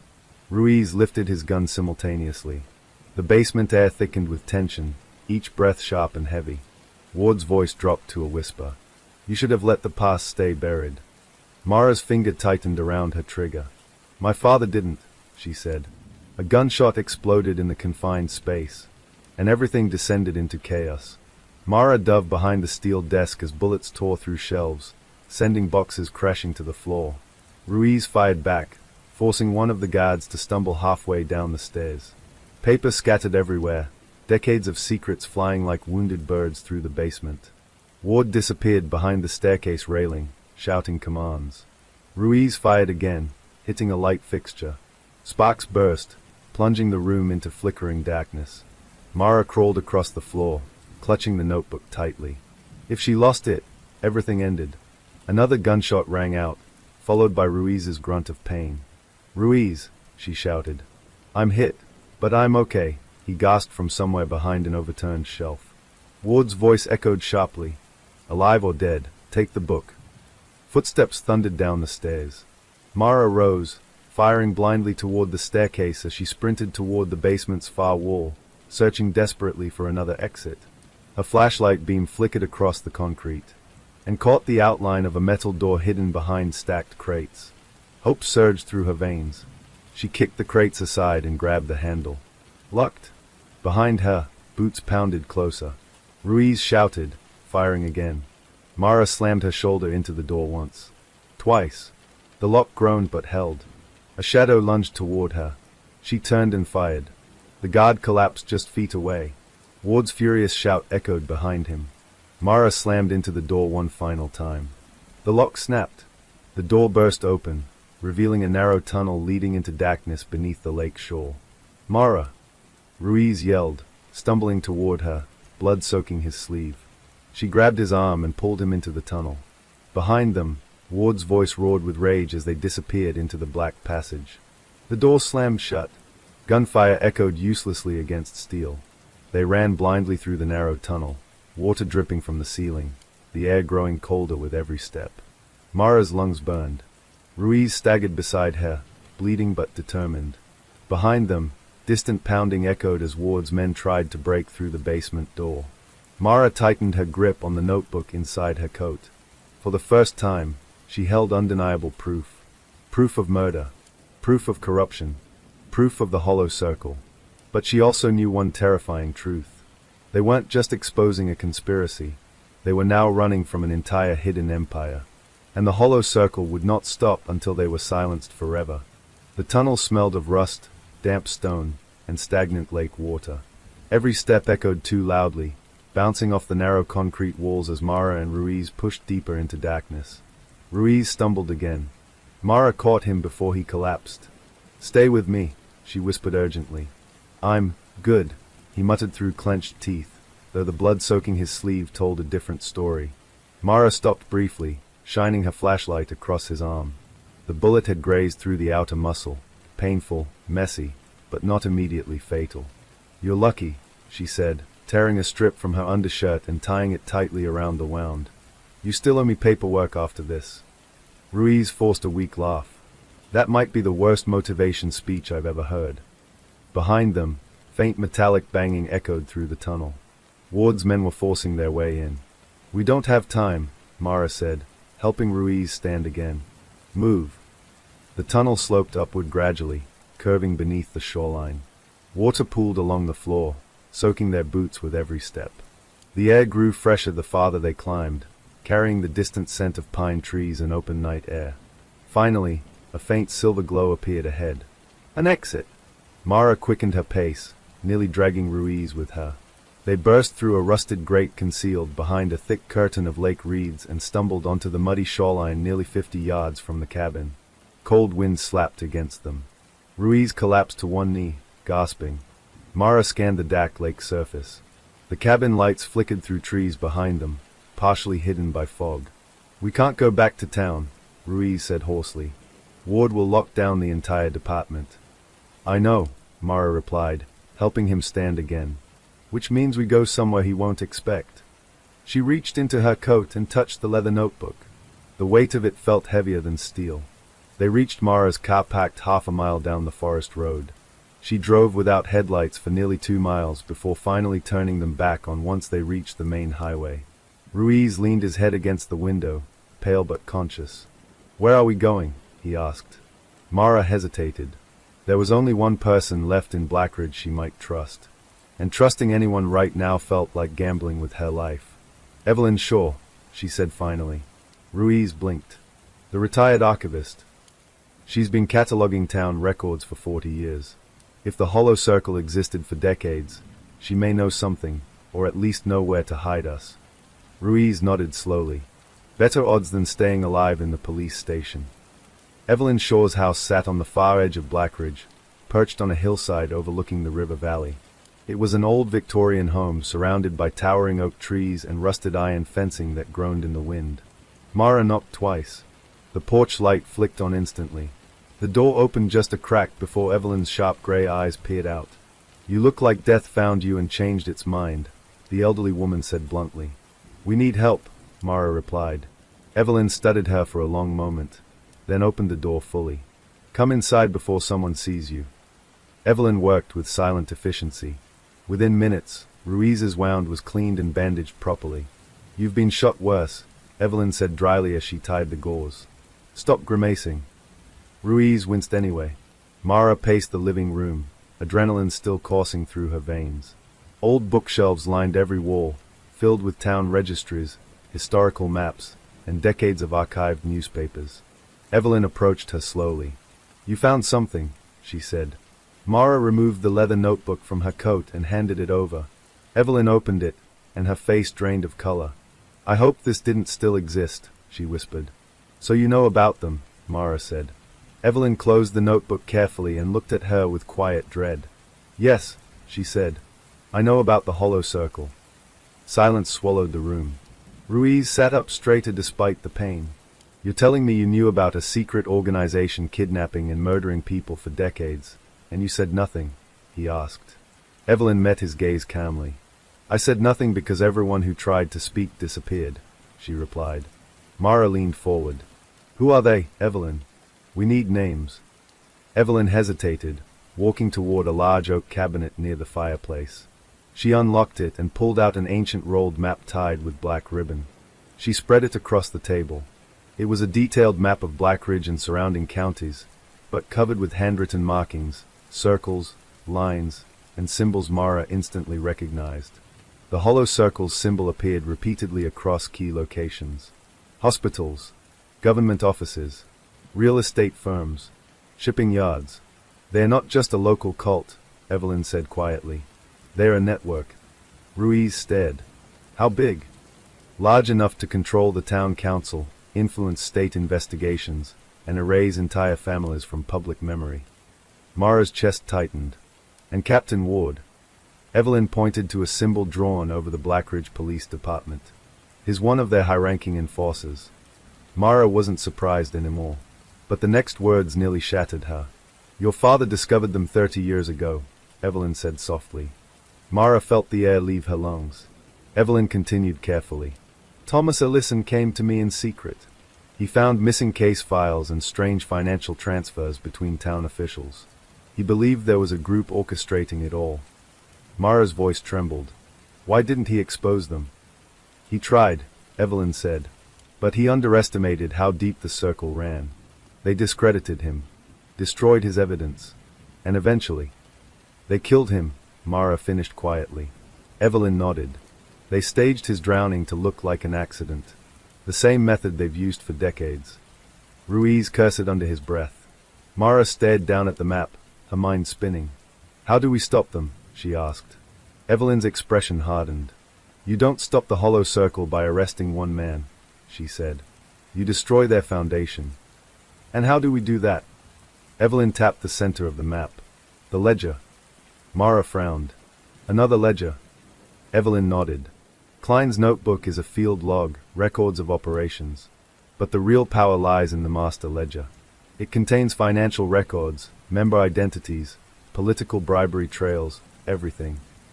Ruiz leaned forward. "Where is it?" Evelyn hesitated again. "Beneath Blackridge itself," she said. Mara exchanged a glance with Ruiz. "Be more specific," Mara said. Evelyn pointed to a location at the heart of town. The old municipal courthouse. "Below the courthouse is an abandoned Cold War fallout shelter," Evelyn explained. "The hollow circle converted it into their central archive decades ago." Mara felt a surge of realization. "That's why every major investigation in this town gets buried in legal red tape," she said. "Exactly," Evelyn replied. "They control the records and the history." Ruiz exhaled slowly. "So all we have to do is break into the most secure building in Blackridge, while being hunted by corrupt police and a secret society." Correct, Evelyn said calmly. Ruiz groaned. Fantastic. Suddenly, headlights flashed through Evelyn's front windows. Mara froze. 3 black SUVs rolled slowly onto the property. Ward had found them. Back in trance, Evelyn said instantly, grabbing a shotgun from beneath her cabinet. Go. You're coming with us, Mara said. Evelyn shook her head. I'm 82 years old, detective. I move slower than conspiracy theories. I'll hold them here long enough for you to escape. Mara stepped forward. They'll kill you. Evelyn smiled faintly. They already tried once in 1978. I'm still here. Ruiz grabbed Mara's arm. We don't have time. Evelyn shoved the map into Mara's hands. End this, she said firmly. Mara hesitated, then nodded. They ran toward the back door as car doors slammed outside. Voices shouted commands.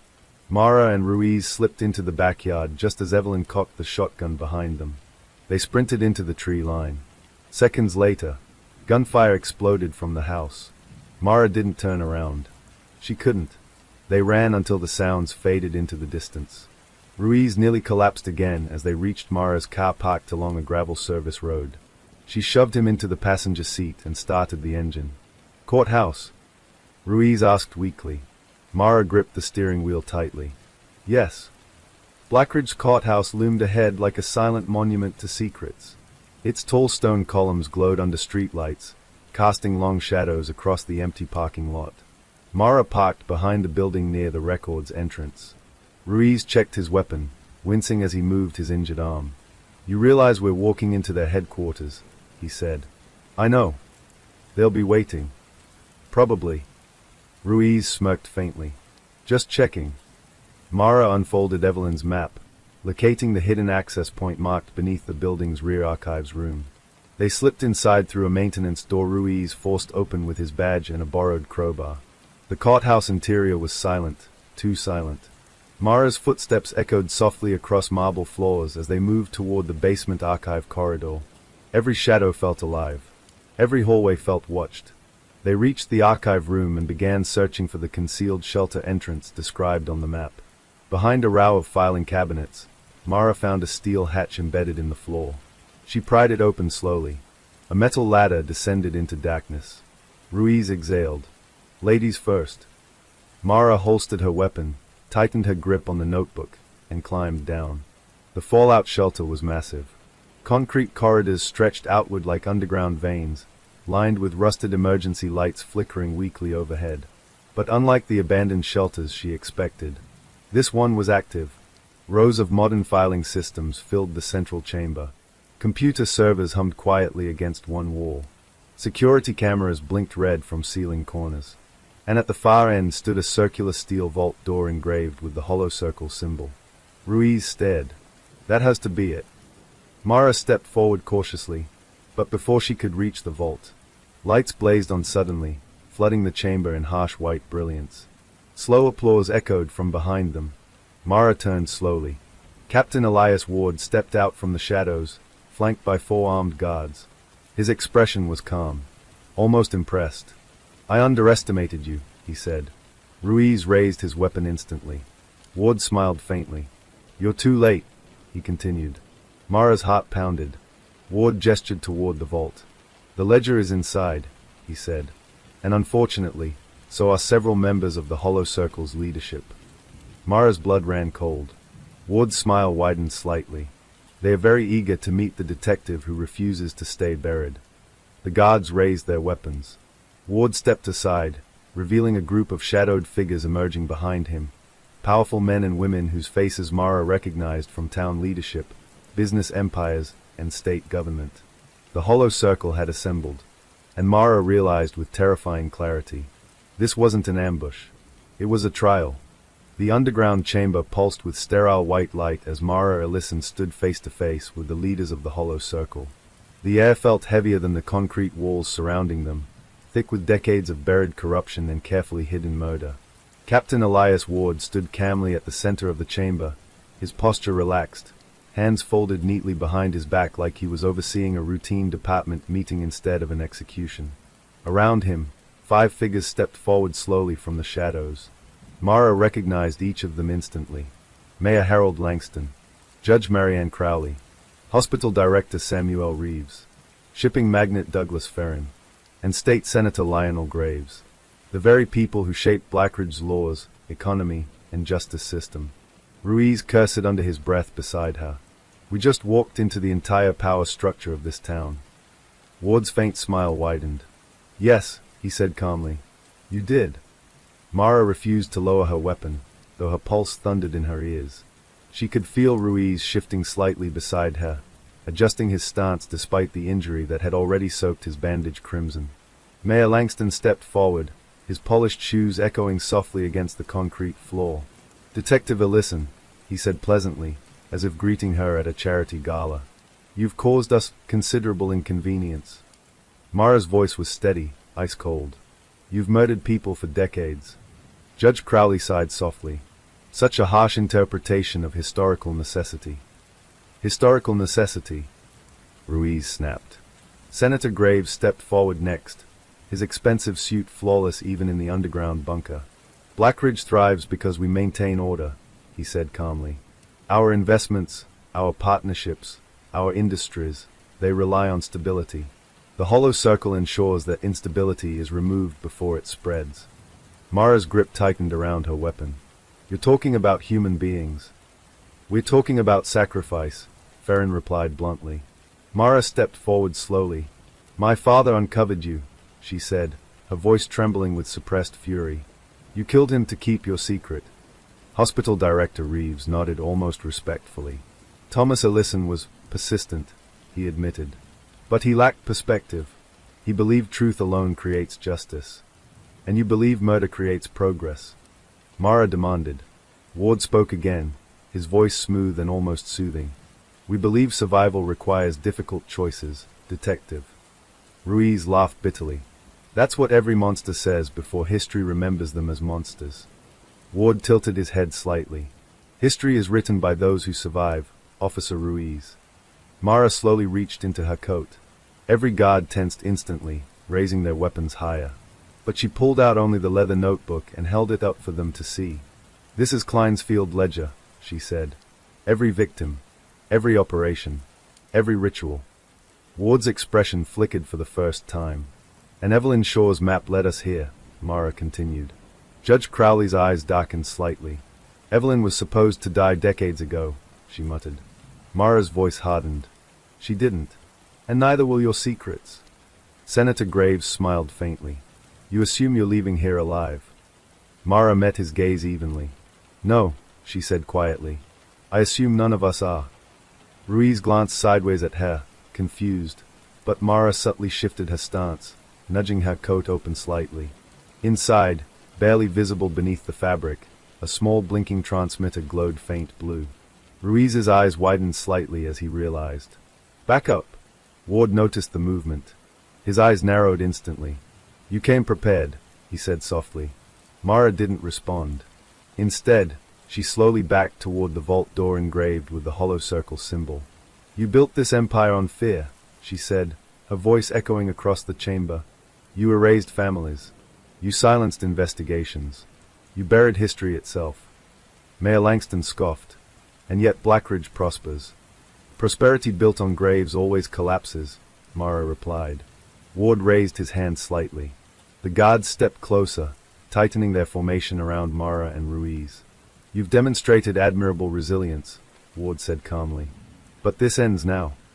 Suddenly, a distant explosion rattled the entire bunker. Dust fell from the ceiling. Ward's calm expression cracked for the first time. Ruiz grinned despite the pain. Timing's perfect. Gunfire erupted faintly from somewhere above the courthouse structure. Police sirens wailed outside, growing louder by the second. Ward turned sharply toward Mara. You brought the state investigators. I brought the truth, she replied. Senator Graves snarled, drawing a concealed pistol. You stupid girl, you've destroyed decades of control. Before he could finish, the vault alarms blared violently as emergency lockdown protocols activated throughout the bunker. Red lights flooded the chamber. Automatic steel barriers began descending from the ceiling, isolating sections of the shelter. Chaos erupted. Ward grabbed Mara's arm violently, pulling her toward the vault door as guards engaged Ruiz in a firefight. Gunshots echoed deafeningly through the confined bunker corridors. "You don't understand what you've done," Ward hissed, dragging her toward the vault keypad. "If that ledger leaves this bunker, entire state economies collapse. Political alliances shatter. Violence spreads." Mara struggled against his grip. Maybe it should. Ward forced her against the vault, pressing his forearm against her throat. "Your father said the same thing," he whispered. Mara's rage exploded. She slammed her elbow into his wounded side. She had memoized his weakness from Ruiz's earlier reports, and Ward staggered back with a pained gasp. She fired once. The bullet struck his shoulder, spinning him sideways into the vault control panel. Sparks exploded from damaged circuitry. The vault door groaned open halfway before jamming. Mara rushed forward and squeezed through the opening. Inside, rows of reinforced steel shelves filled the vault chamber, stacked with ledgers, hard drives, and decades of meticulously preserved records. The Hollow Circle's entire history.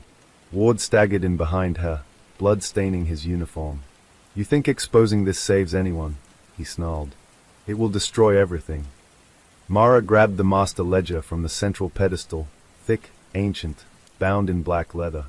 "Good?" she said. Behind her, Ruiz burst into the vault doorway, clutching his bleeding arm but still standing. "State police breached the building," he shouted. "We've got maybe 2 minutes." Ward raised his weapon weakly, aiming at Mara one final time. "Blackridge will burn," he rasped. Mara stepped forward slowly, staring directly into his eyes. "Then maybe it deserves to be rebuilt." She fired once more.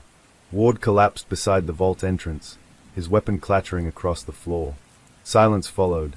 Moments later, armored state investigators flooded the bunker, arresting surviving guards and securing the vault contents. Leaders of the Hollow Circle were dragged from hiding chambers throughout the shelter, their power stripped away under flashing camera lights and shouted legal commands.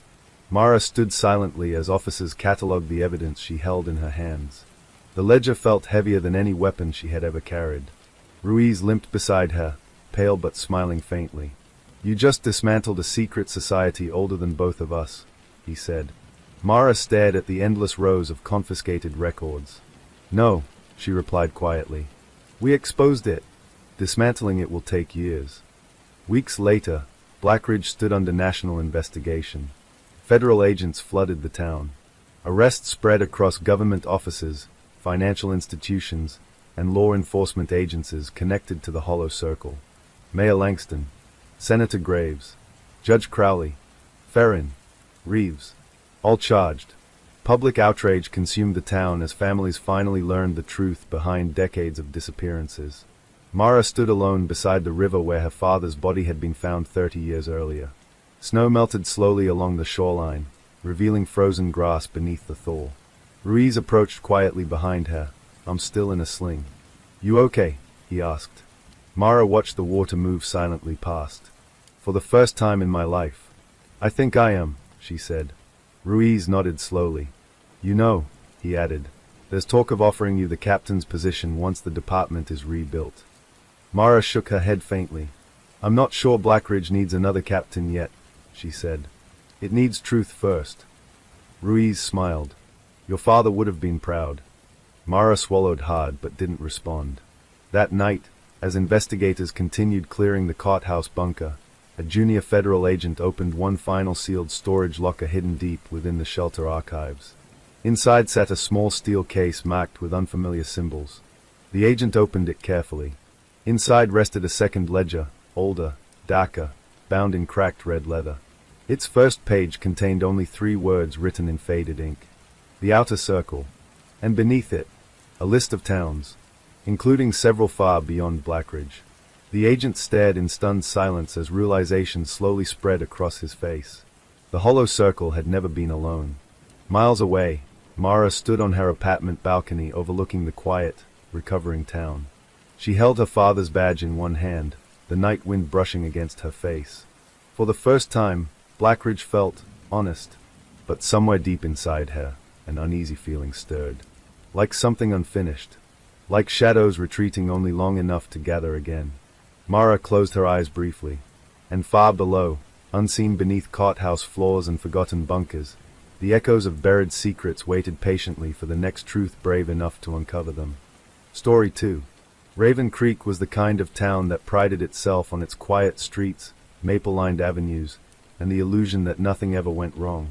It had one main street, a single gas station, and a town hall that doubled as the local library. Its population of barely 5,000 was the kind that knew everyone by name, and more importantly, everyone's business. But beneath its serene surface, Raven Creek hid a darkness no one wanted to acknowledge. It began on a cold October morning when 17-year-old Ellie Parker failed to show up for school. Her mother, Claire Parker, called every friend Ellie had, drove by her usual hangouts, and finally filed a missing persons report. The local police, led by Chief Harold Benton, initially treated it as a teenage runaway case. But something about the details gnawed at Detective Mara Ellison, who had been brought in from the State Investigative Unit for another, unrelated case.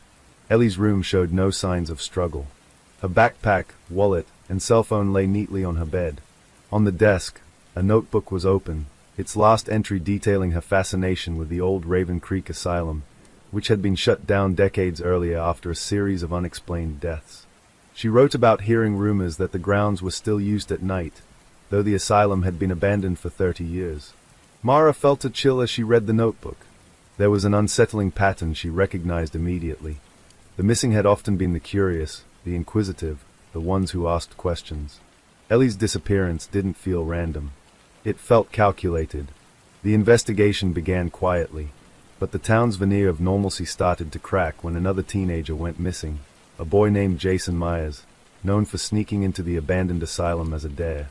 Witnesses reported seeing a black van circling the streets at odd hours. Residents whispered about the Raven Man, a local legend said to abduct children to feed some twisted obsession. Mara knew legends rarely helped investigations, but patterns did.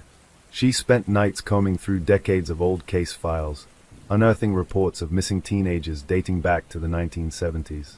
Each case was dismissed, explained away, or quietly buried in the town archives. Yet each victim shared something in common: curiosity about the asylum, a habit of being in the wrong place at the wrong time, and a family desperate for answers.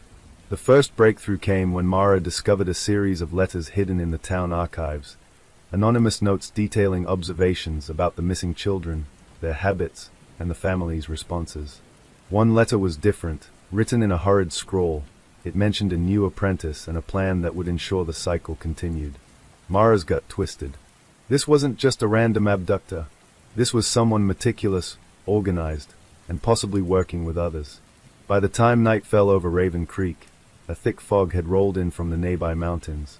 Mara parked outside the asylum, staring up at the decaying brick walls. The place was an imposing structure, shuttered windows like dark eyes watching her approach.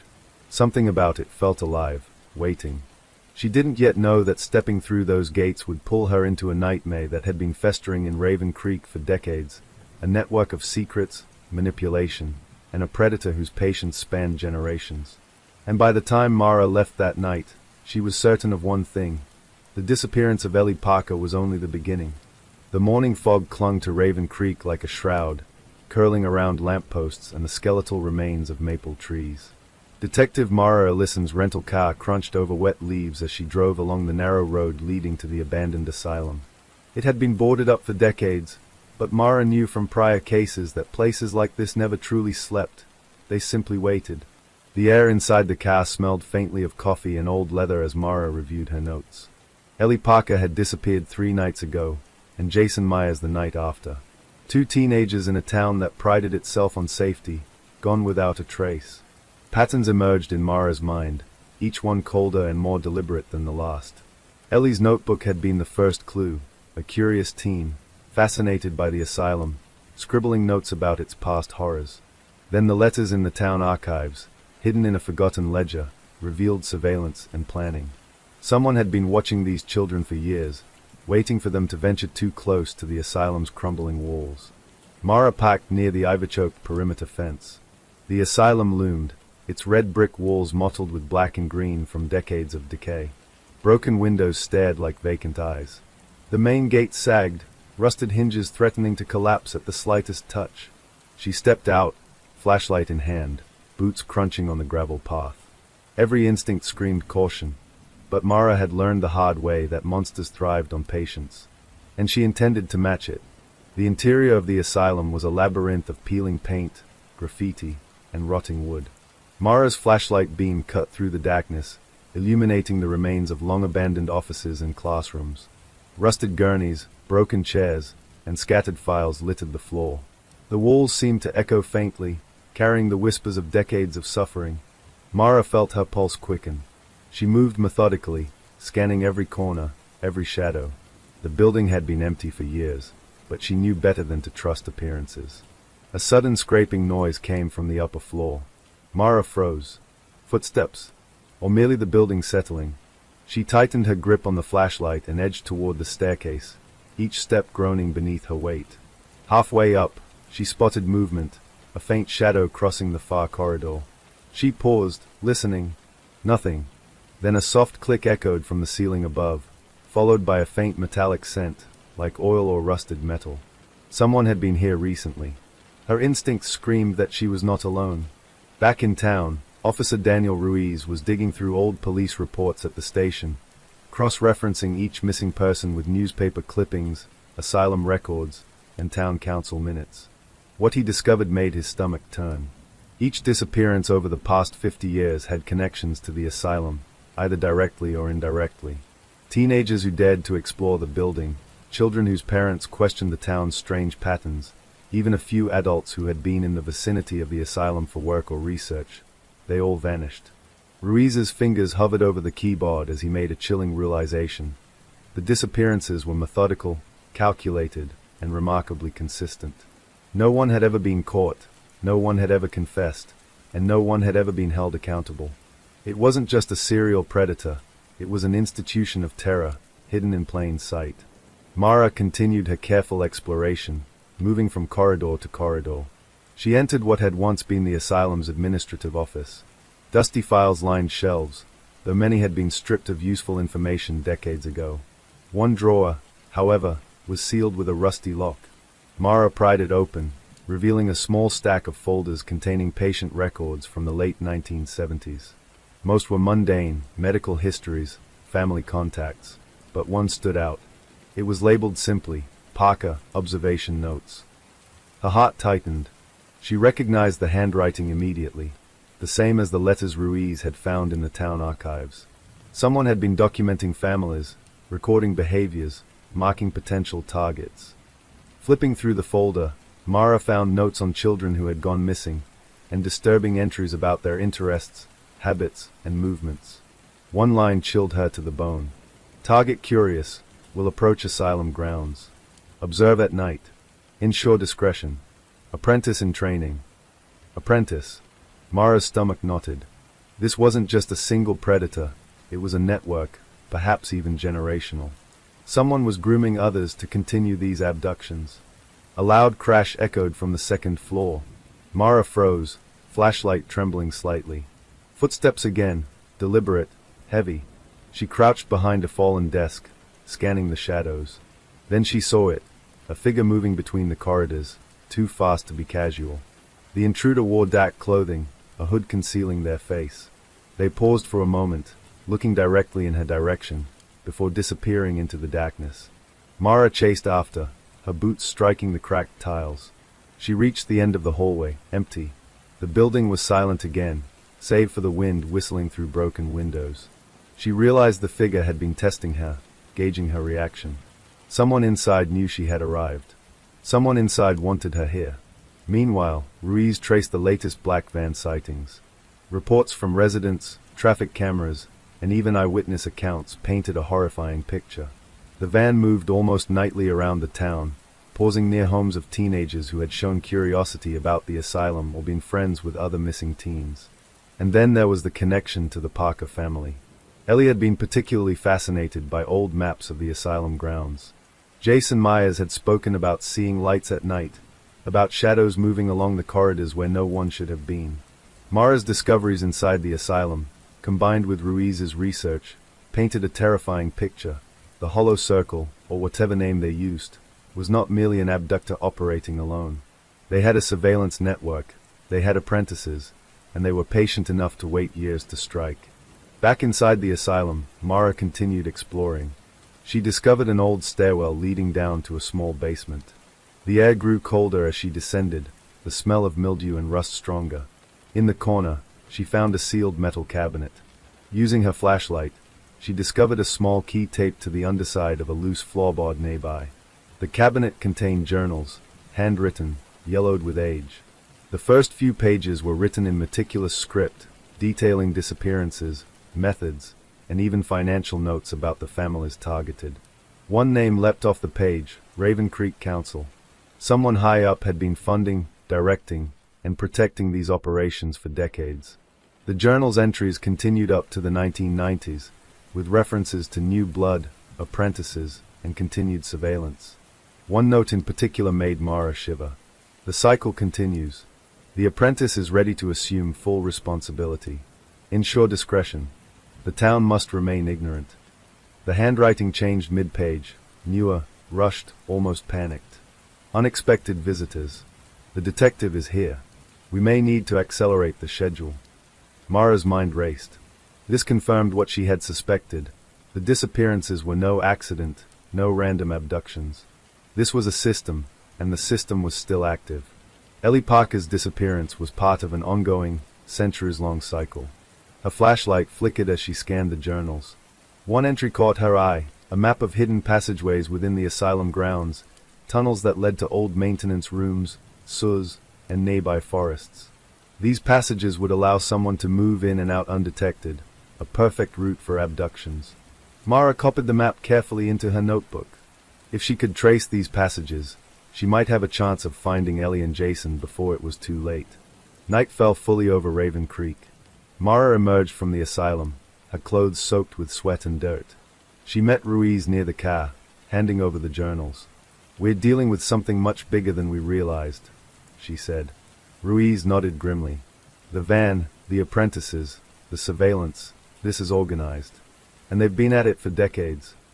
Mara stared back at the asylum, shrouded in mist. Its broken windows glimmered like dark eyes in the night. "They won't stop," she said quietly. "Not until we stop them." And Mara realized that to save the missing, to uncover the truth buried in Raven Creek, she would have to go deeper than anyone had dared before. The shadows of the asylum weren't just haunted, they were alive. And they were waiting for her. Raven Creek slept fitfully under a low-hanging fog as Detective Mara Ellison and Officer Daniel Ruiz returned to the station. The journal she had recovered from the asylum weighed heavily in her backpack, not just physically, but with the grim reality of what they contained. Each page detailed decades of meticulous planning, surveillance, and disappearances, painting a horrifying portrait of a predator that was more than one person. It was a system, a network, an institution of cruelty. Ruiz leaned back in his chair, rubbing the still painful area under his arm where he'd been grazed during a minor altercation in town the previous night. "I've been reviewing old reports while you were spelunking," he said, gesturing to the asylum's journals. "And it's worse than I thought." Mara dropped her backpack on the floor, opening the journals carefully. "Go on." Ruiz spread out a series of photocopied reports and newspaper clippings. Every disappearance in Raven Creek over the last 50 years follows a pattern. Adolescents with an interest in the asylum, or anyone who starts poking around town secrets, suddenly vanish. Sometimes they are gone for days, sometimes forever, but no one notices until they are already gone, and by then, the trail's erased. Mara nodded grimly. She had suspected as much. The meticulousness of the operation meant it was more than a lone predator. This had to be a group, possibly with apprentices being trained in the art of abduction, surveillance, and intimidation. "And I've cross-referenced the latest missing teens with the old disappearances," Ruiz continued. "Ellie Parker, Jason Myers, they weren't random. Someone is targeting them specifically. And I think the apprentice mentioned in the journals is active now." Mara's pulse quickened. If the apprentice had taken over, it meant the cycle was ongoing, and the longer they waited, the higher the risk for Ellie, Jason, and possibly other children. That night, Mara returned to the asylum, this time with a plan. The journals had mentioned hidden passageways that allowed abductors to move undetected between the asylum and nearby forests, town buildings, and the abandoned maintenance tunnels that connected old town infrastructure. These passages were likely being used by the apprentice to lure and capture victims. The air inside the asylum was colder than she remembered. A flashlight beam cut through the darkness, highlighting peeling wallpaper and broken tiles. Each corridor seemed longer than she recalled, each shadow heavier. Mara moved with caution, remembering the figure she had seen days earlier, a hooded silhouette watching her, testing her. She had to find the passages before it was too late. After an hour of careful exploration, Mara discovered a small grate near the basement wall, partially concealed behind debris. Pulling it open revealed a narrow tunnel leading beneath the asylum. The air was damp and musty, and a faint metallic scent lingered, the same she had detected before. She crawled inside, her flashlight barely piercing the darkness. The tunnel twisted and turned, narrowing at some points to a crawl space, expanding at others into small chambers. It was clear this network had been used recently. The faint scuff marks, bits of debris, and occasional discarded items indicated movement. Halfway through, she paused. Faint voices echoed from deeper in the tunnels. Mara froze, straining to listen. Two figures were speaking in low tones, their words muffled but familiar. "Move tonight. Apprentice is ready." "Parker is curious," one voice said. Mara's stomach twisted. The apprentice was indeed active, and the target was Ellie. She pressed herself against the tunnel wall, pulling out her phone to record notes silently. The apprentice wasn't alone. There were at least two others involved in the operation, guiding and training the younger member. The system was in motion, and Mara was right in its path. Meanwhile, Ruiz had been scouring the town for recent surveillance footage. He combed through traffic cams, private security cameras, and residents' home recordings, piecing together the movements of the black van seen near the homes of missing teens. "Look at this," Ruiz said, pointing to a grainy clip from a camera near the old mill. The van slowed, then paused near a wooded path. Two hooded figures emerged, moving quickly and deliberately. One appeared younger, likely the apprentice. They carried backpacks and boxes, moving with purpose as if following a plan rehearsed many times before. "That's the apprentice," Mara said quietly. "And the older figure is the trainer." Ruiz nodded grimly. "And judging by the journals, this isn't the first time they've operated this way. They've been doing it for decades. And we're lucky someone's noticed this pattern now, or the cycle would have continued unnoticed." Mara returned to the tunnel network later that night, mapping its twists and turns. She discovered a small chamber with remnants of recent activity, a camp stove, canned food, and a notebook. She lifted the notebook, flipping through pages filled with cryptic notes about observing children, schedules, and training sessions. One entry made her blood run cold. "Target tonight, Parker. Follow instructions. Ensure discretion. Apprentice must perform flawlessly." The apprentice wasn't just following orders, they were being tested. Mara realized the chilling truth. If she failed to intervene, Ellie would likely be abducted within hours.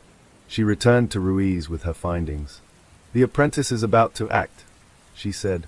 "We have to intercept before they make a move tonight." Ruiz looked pale but resolute. "Then we move now. We can't wait for backup. It'll tip them off. If we're lucky, we can trap them near the tunnel exit and finally put an end to this." They coordinated carefully, reviewing the tunnel map and identifying likely exits near the forest and the old mill road. Mara's heart pounded as she imagined Ellie's terrified face, her notes, and her last journal entry pleading with herself to be brave. The thought sharpened Mara's resolve.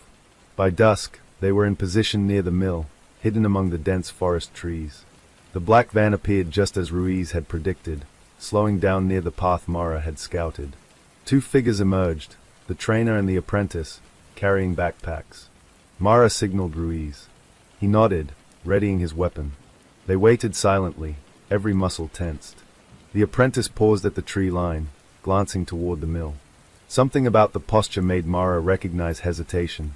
A young person, clearly inexperienced, aware that this operation was wrong but bound by loyalty or fear.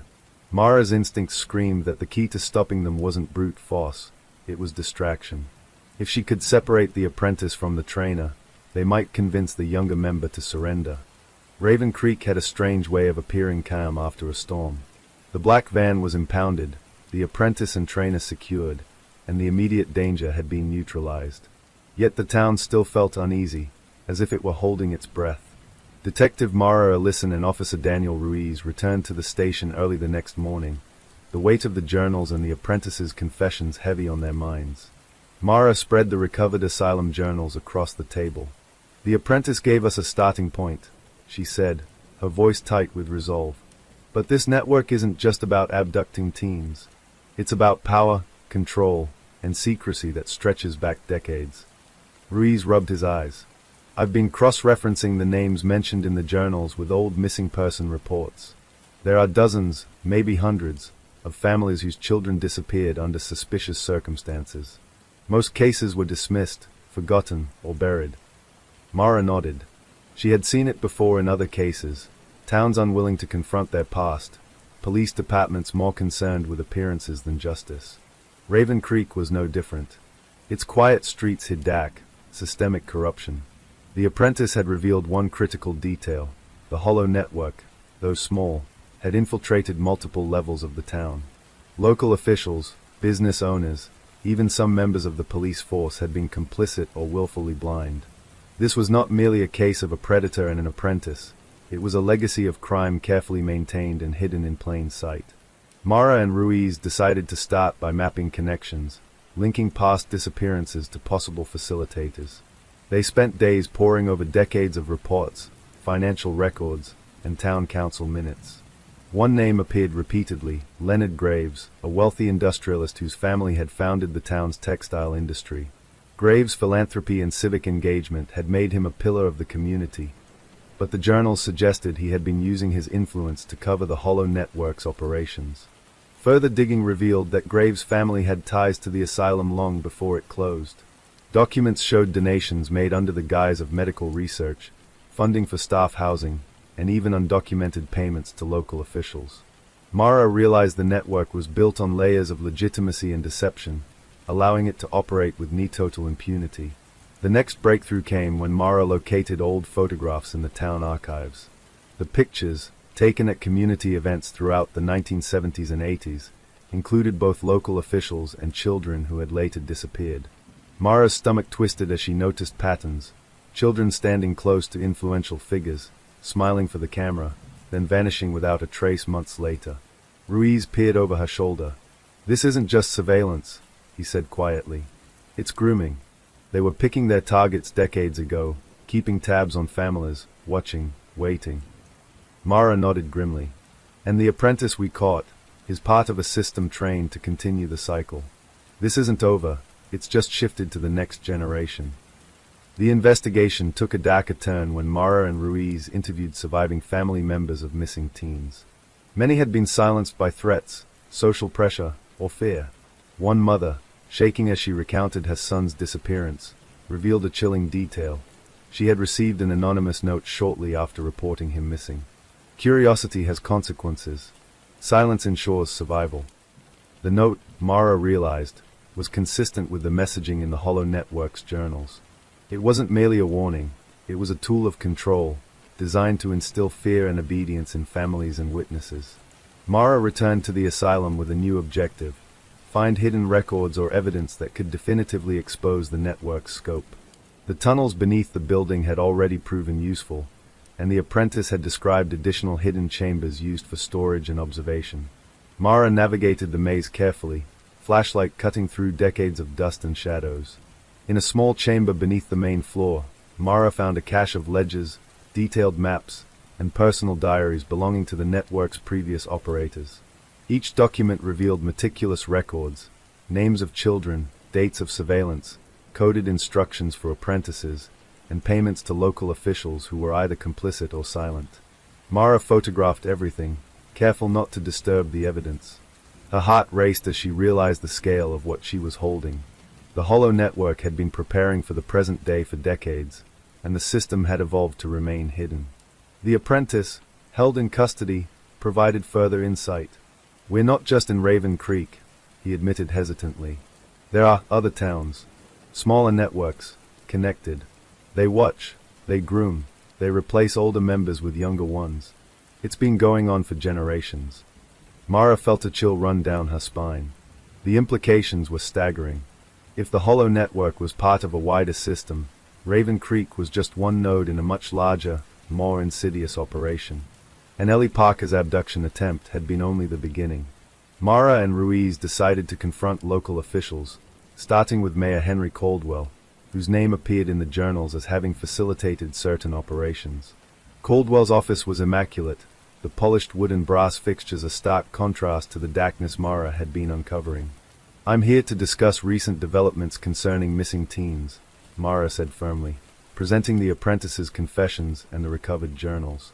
Caldwell's expression shifted, from polite concern to icy tension. "I don't know what you mean," he said, his voice tight. "I've been nothing but cooperative with law enforcement." "Cooperative or complicit?" Mara pressed. "Your name appears repeatedly in the journals. Financial records indicate payments to staff and officials connected to disappearances spanning decades. You know exactly what's been happening." The mayor's eyes narrowed. "You have no idea what you're dealing with. This network protects this town. People have been disappearing, yes, but it's for the greater good.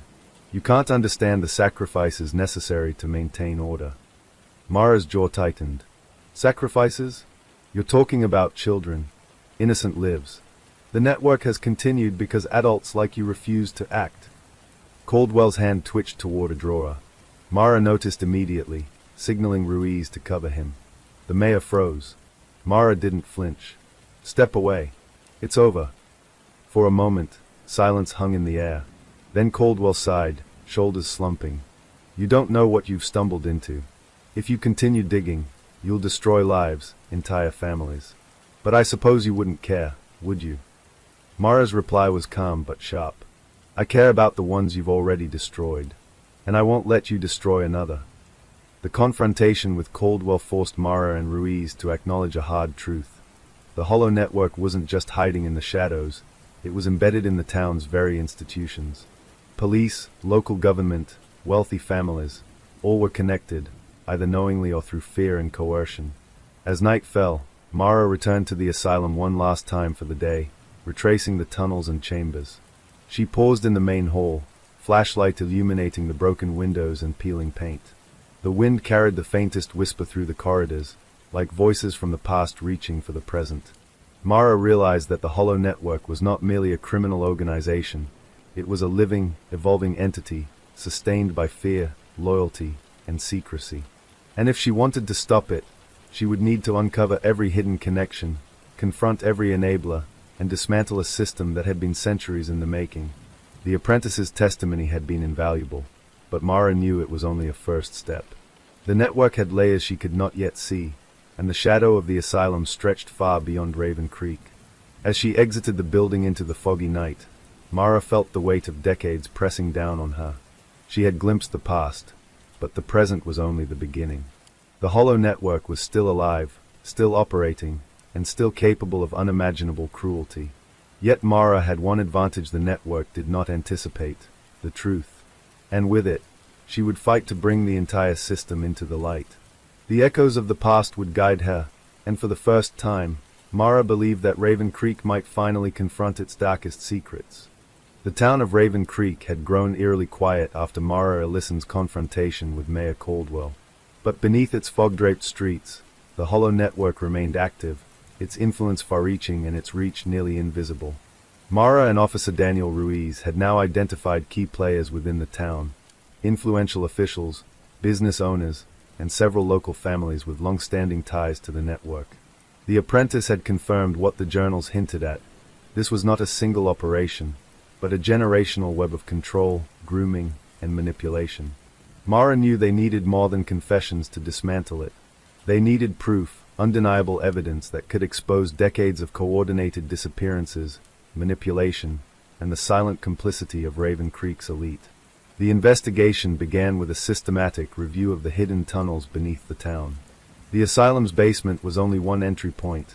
Mara suspected that multiple hidden passages crisscrossed the town, providing the network with safe access to move unseen and carry out their abductions.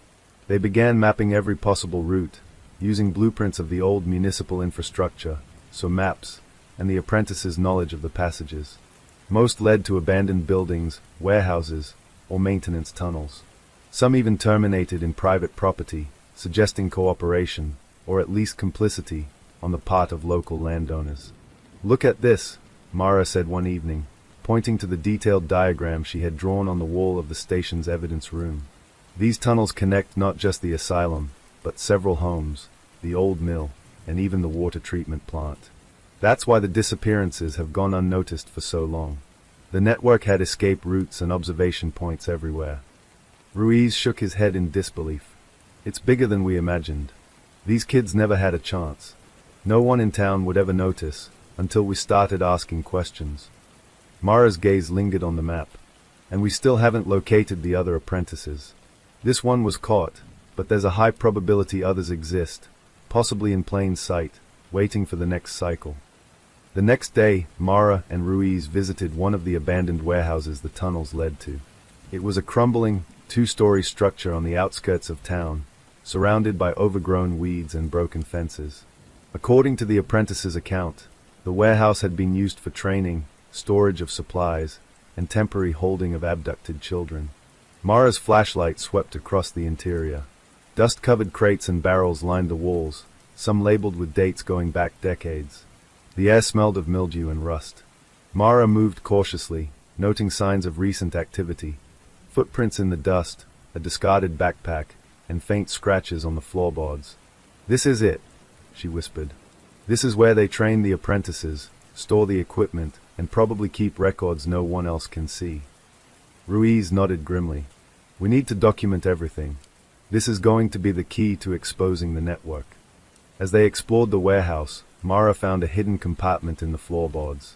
Lifting the old planks revealed a metal box containing notebooks, photographs, and more letters, the same type she had discovered in the asylum journals. These documents detailed the network's operations, schedules for surveillance, notes on specific children, payment records to local officials, and instructions for the apprentices. One photograph in particular caught Mara's attention. It depicted a group of children standing in front of the asylum, smiling at the camera. Behind them were several adults, faces partially obscured by shadows. But one figure stood out, a man whose face Mara immediately recognized from the town council archives. He had been implicated in past disappearances, yet had never been questioned publicly. "Here," Mara said, showing the photo to Ruiz. "This proves the network isn't just operating in secret. It's been using influential people to maintain its control. And some of these people are still in positions of power."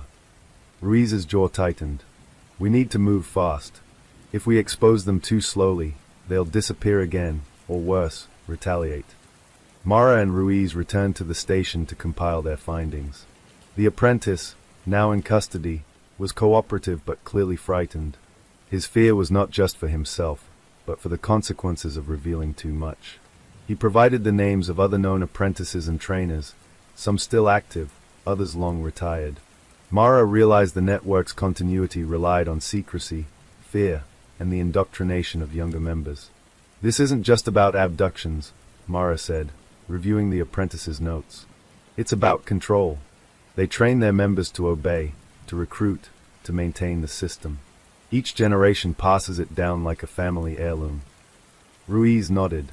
"Which explains why the disappearances have lasted for decades without anyone outside noticing. They've embedded themselves in every aspect of the town: schools, local government, businesses. Even the police department has been partially compromised." Mara's mind raced. To dismantle the network, they would need a multi-pronged approach: arrests, evidence collection, and exposing the town's complicity to the public. It was risky. One wrong move, and the hollow network could vanish again, leaving behind more victims. The following day, Mara visited the Parker family. Ellie had been traumatized by her abduction attempt, but she was safe and eager to help. She recounted every detail she could remember: the hooded figures, the van, the tunnels, and even the instructions given to the apprentice by the trainer.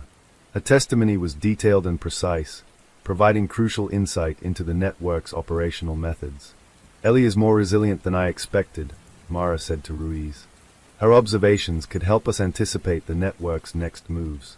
If we act on this quickly, we might be able to prevent future abductions." Ruiz nodded. "She's our best chance at understanding how they operate on the ground level. Most of the victims' families never got that insight because the children were too frightened or already gone. Mara's next focus was on the town's financial and political structures. The journals, the apprentice's testimony, and the recovered documents all indicated financial transactions and favors had been used to maintain secrecy. Large sums of money had been transferred discreetly between the network's operators and local officials. Some of these officials had been in power for decades, others were recent appointees, likely groomed to continue the operation. Mara and Ruiz began contacting banks, reviewing transaction histories, and cross-referencing them with town council records. They discovered suspicious patterns, unexplained payments, shell accounts, and properties purchased for research or maintenance that were actually used as safe houses or training centers. The network's reach extended far beyond what anyone in Raven Creek had imagined. Meanwhile, the apprentice revealed something that sent a chill down Mara's spine. "There's a code," he said, voice trembling. "Every disappearance, every document, every photograph has a reference number. It's not random, it's a record. They track each child, each family, each movement. They know everything." Mara frowned. "And what happens when a new apprentice comes of age?" "They inherit the records," the apprentice admitted. "They continue the system. They choose the next target, monitor them, and report back to the trainers. It never stops." The implication was horrifying. The hollow network was a self-sustaining system, designed to endure. Stopping it meant more than arrests. It meant uncovering decades of hidden operations, confronting complicit officials, and dismantling a structure built on fear, secrecy, and manipulation. By the end of the week, Mara and Ruiz had a comprehensive picture of the network's operations. Hidden tunnels crisscrossed the town, safe houses were scattered strategically, and the network had apprentices embedded in the community, ready to continue the cycle. Financial records and photographs revealed the involvement of town officials, wealthy families, and business owners. The next step was clear. Mara had to expose the hollow network publicly, arrest its key players, and protect the remaining children at risk. But the final piece of the puzzle, the mastermind, was still at large. Every lead pointed to someone with influence, cunning, and patience spanning decades. Mara stared at the wall of evidence in the station's briefing room, photographs, maps, and notes pinned meticulously. "We found the network," she said quietly. "But now we need the heart. Whoever's running this, they are still out there, waiting." Ruiz nodded. "And they'll know we're coming. If they are smart, they'll disappear, like ghosts." Mara's jaw tightened. "Then we make sure they can't. We follow the tunnels, trace the money, and confront everyone involved. Raven Creek won't be controlled by fear any longer." The shadows of the past were alive, whispering through the abandoned halls, the hidden tunnels, and the foggy streets. But Mara was ready. The hollow network had survived decades of secrecy, but it would not survive exposure. And for the first time, Mara felt the stirrings of hope. The web was unraveling, and the dark legacy of Raven Creek was on the brink of revelation. The first rays of dawn struggled to pierce the fog over Raven Creek as Detective Mara Ellison and Officer Daniel Ruiz prepared for what could be the most dangerous phase of their investigation yet. The hollow network had been meticulously mapped, its tunnels charted, its safe houses identified, and several key players apprehended. But the core, the central figure orchestrating decades of abductions, remained elusive.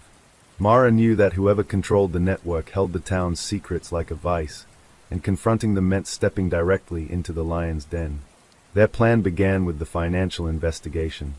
Mara and Ruiz had traced suspicious transactions over decades, connecting shell corporations, private foundations, and personal accounts to individuals implicated in the hollow network.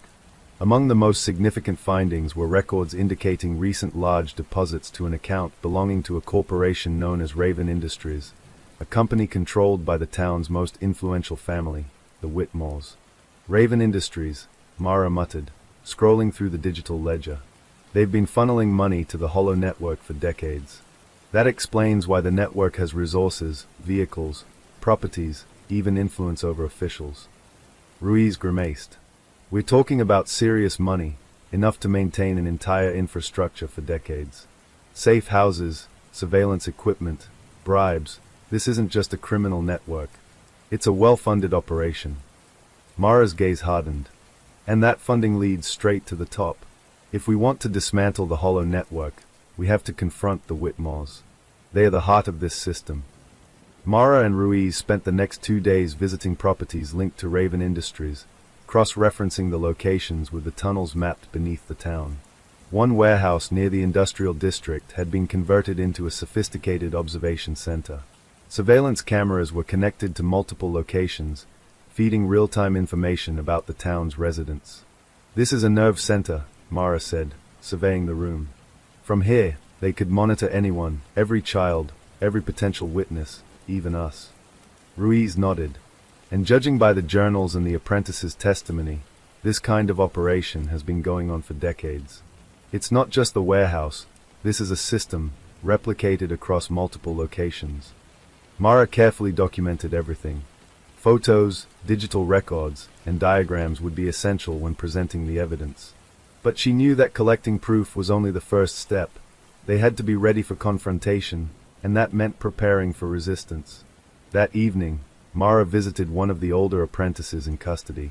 Unlike the younger apprentice recently apprehended, this individual had been active in the network for over a decade, grooming new members and ensuring operations ran smoothly. The interrogations were grueling. "I've been following orders my whole life," the apprentice confessed. "The system, it's bigger than you realize. The Whitmores, they started it, built it, funded it. Every step has been orchestrated to maintain control. People disappear because they are inconvenient, curious, or resistant." Mara leaned forward. "So you're saying the Whitmores have been controlling this network for decades?" The apprentice nodded. "And they are still in control. They've got layers of protection, and anyone trying to expose them gets silenced, or worse. Even the police department, some are loyal to them." Ruiz's jaw tightened, which explains why so many cases were dismissed. They weren't incompetents, they were complicit. The apprentice paused, glancing down at his hands. "There are other apprentices out there. One of them has been following instructions to track your investigation. You're being watched." Mara's stomach tightened. "Then we have to move faster. If they anticipate our moves, they can disappear, or worse, cover their tracks again." The next morning, Mara and Ruiz coordinated with the district attorney to obtain warrants for the Whitmore's properties.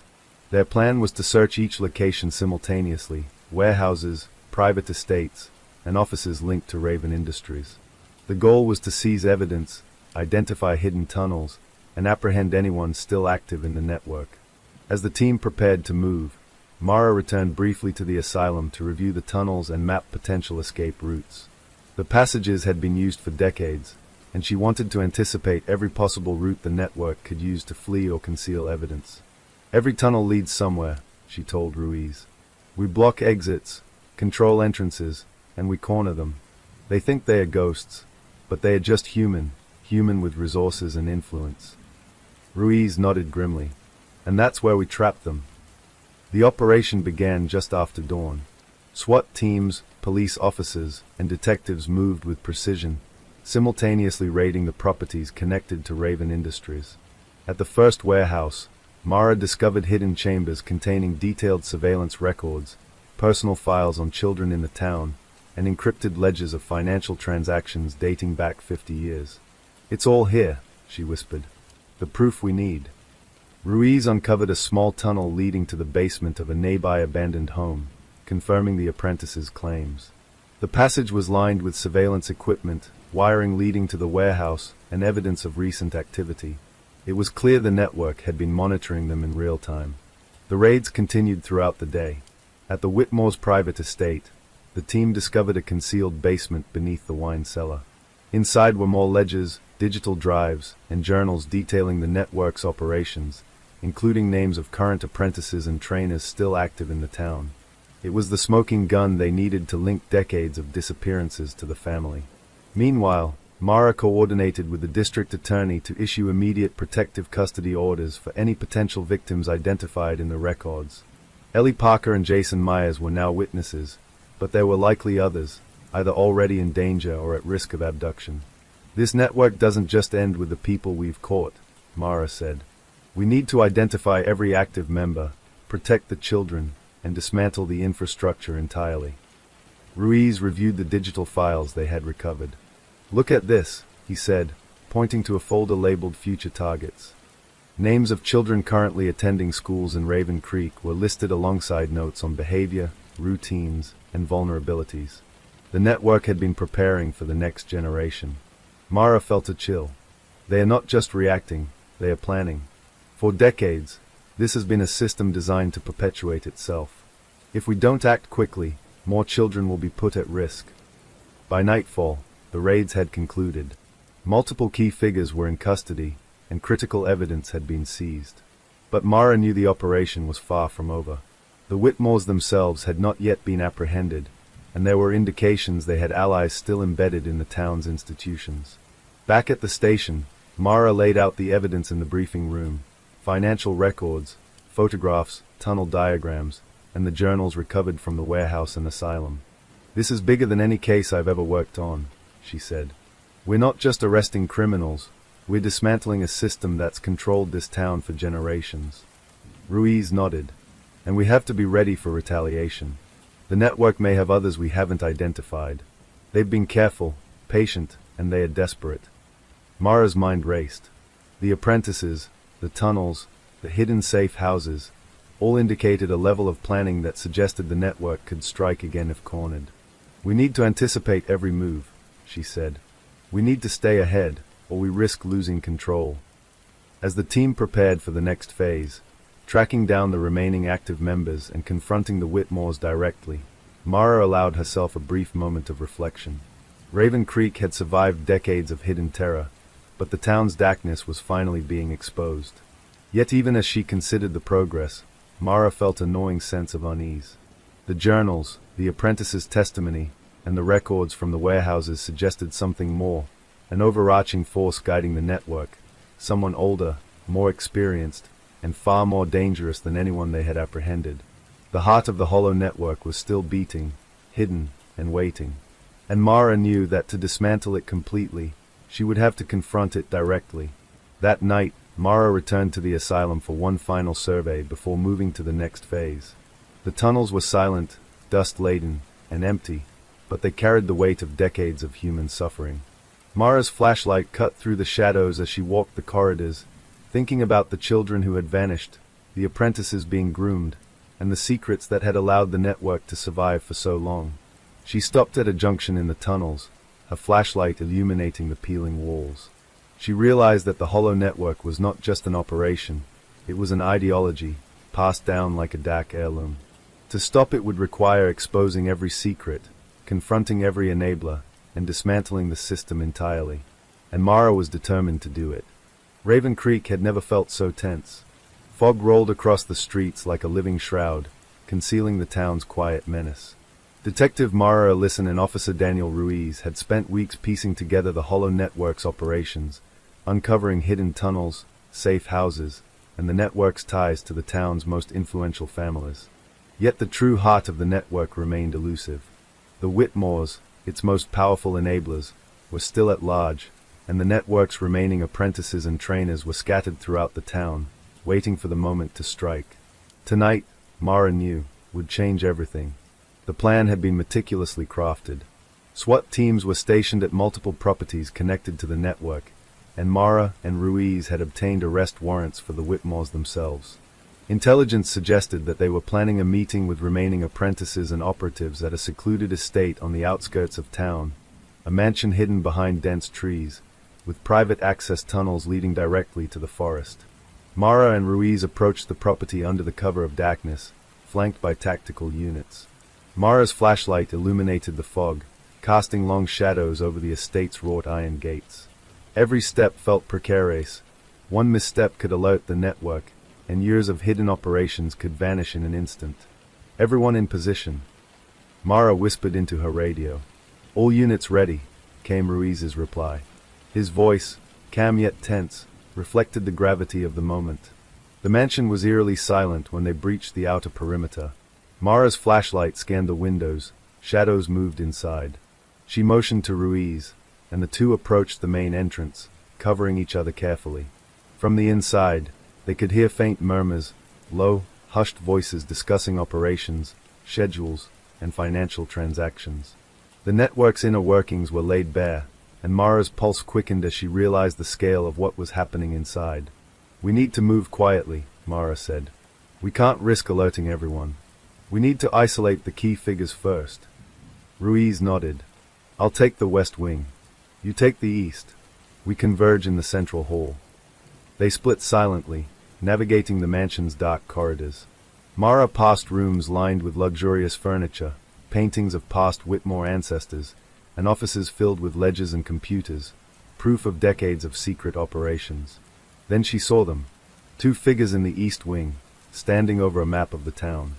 Mara recognized one immediately, Victoria Whitmore, the matriarch, orchestrating the network with cold precision.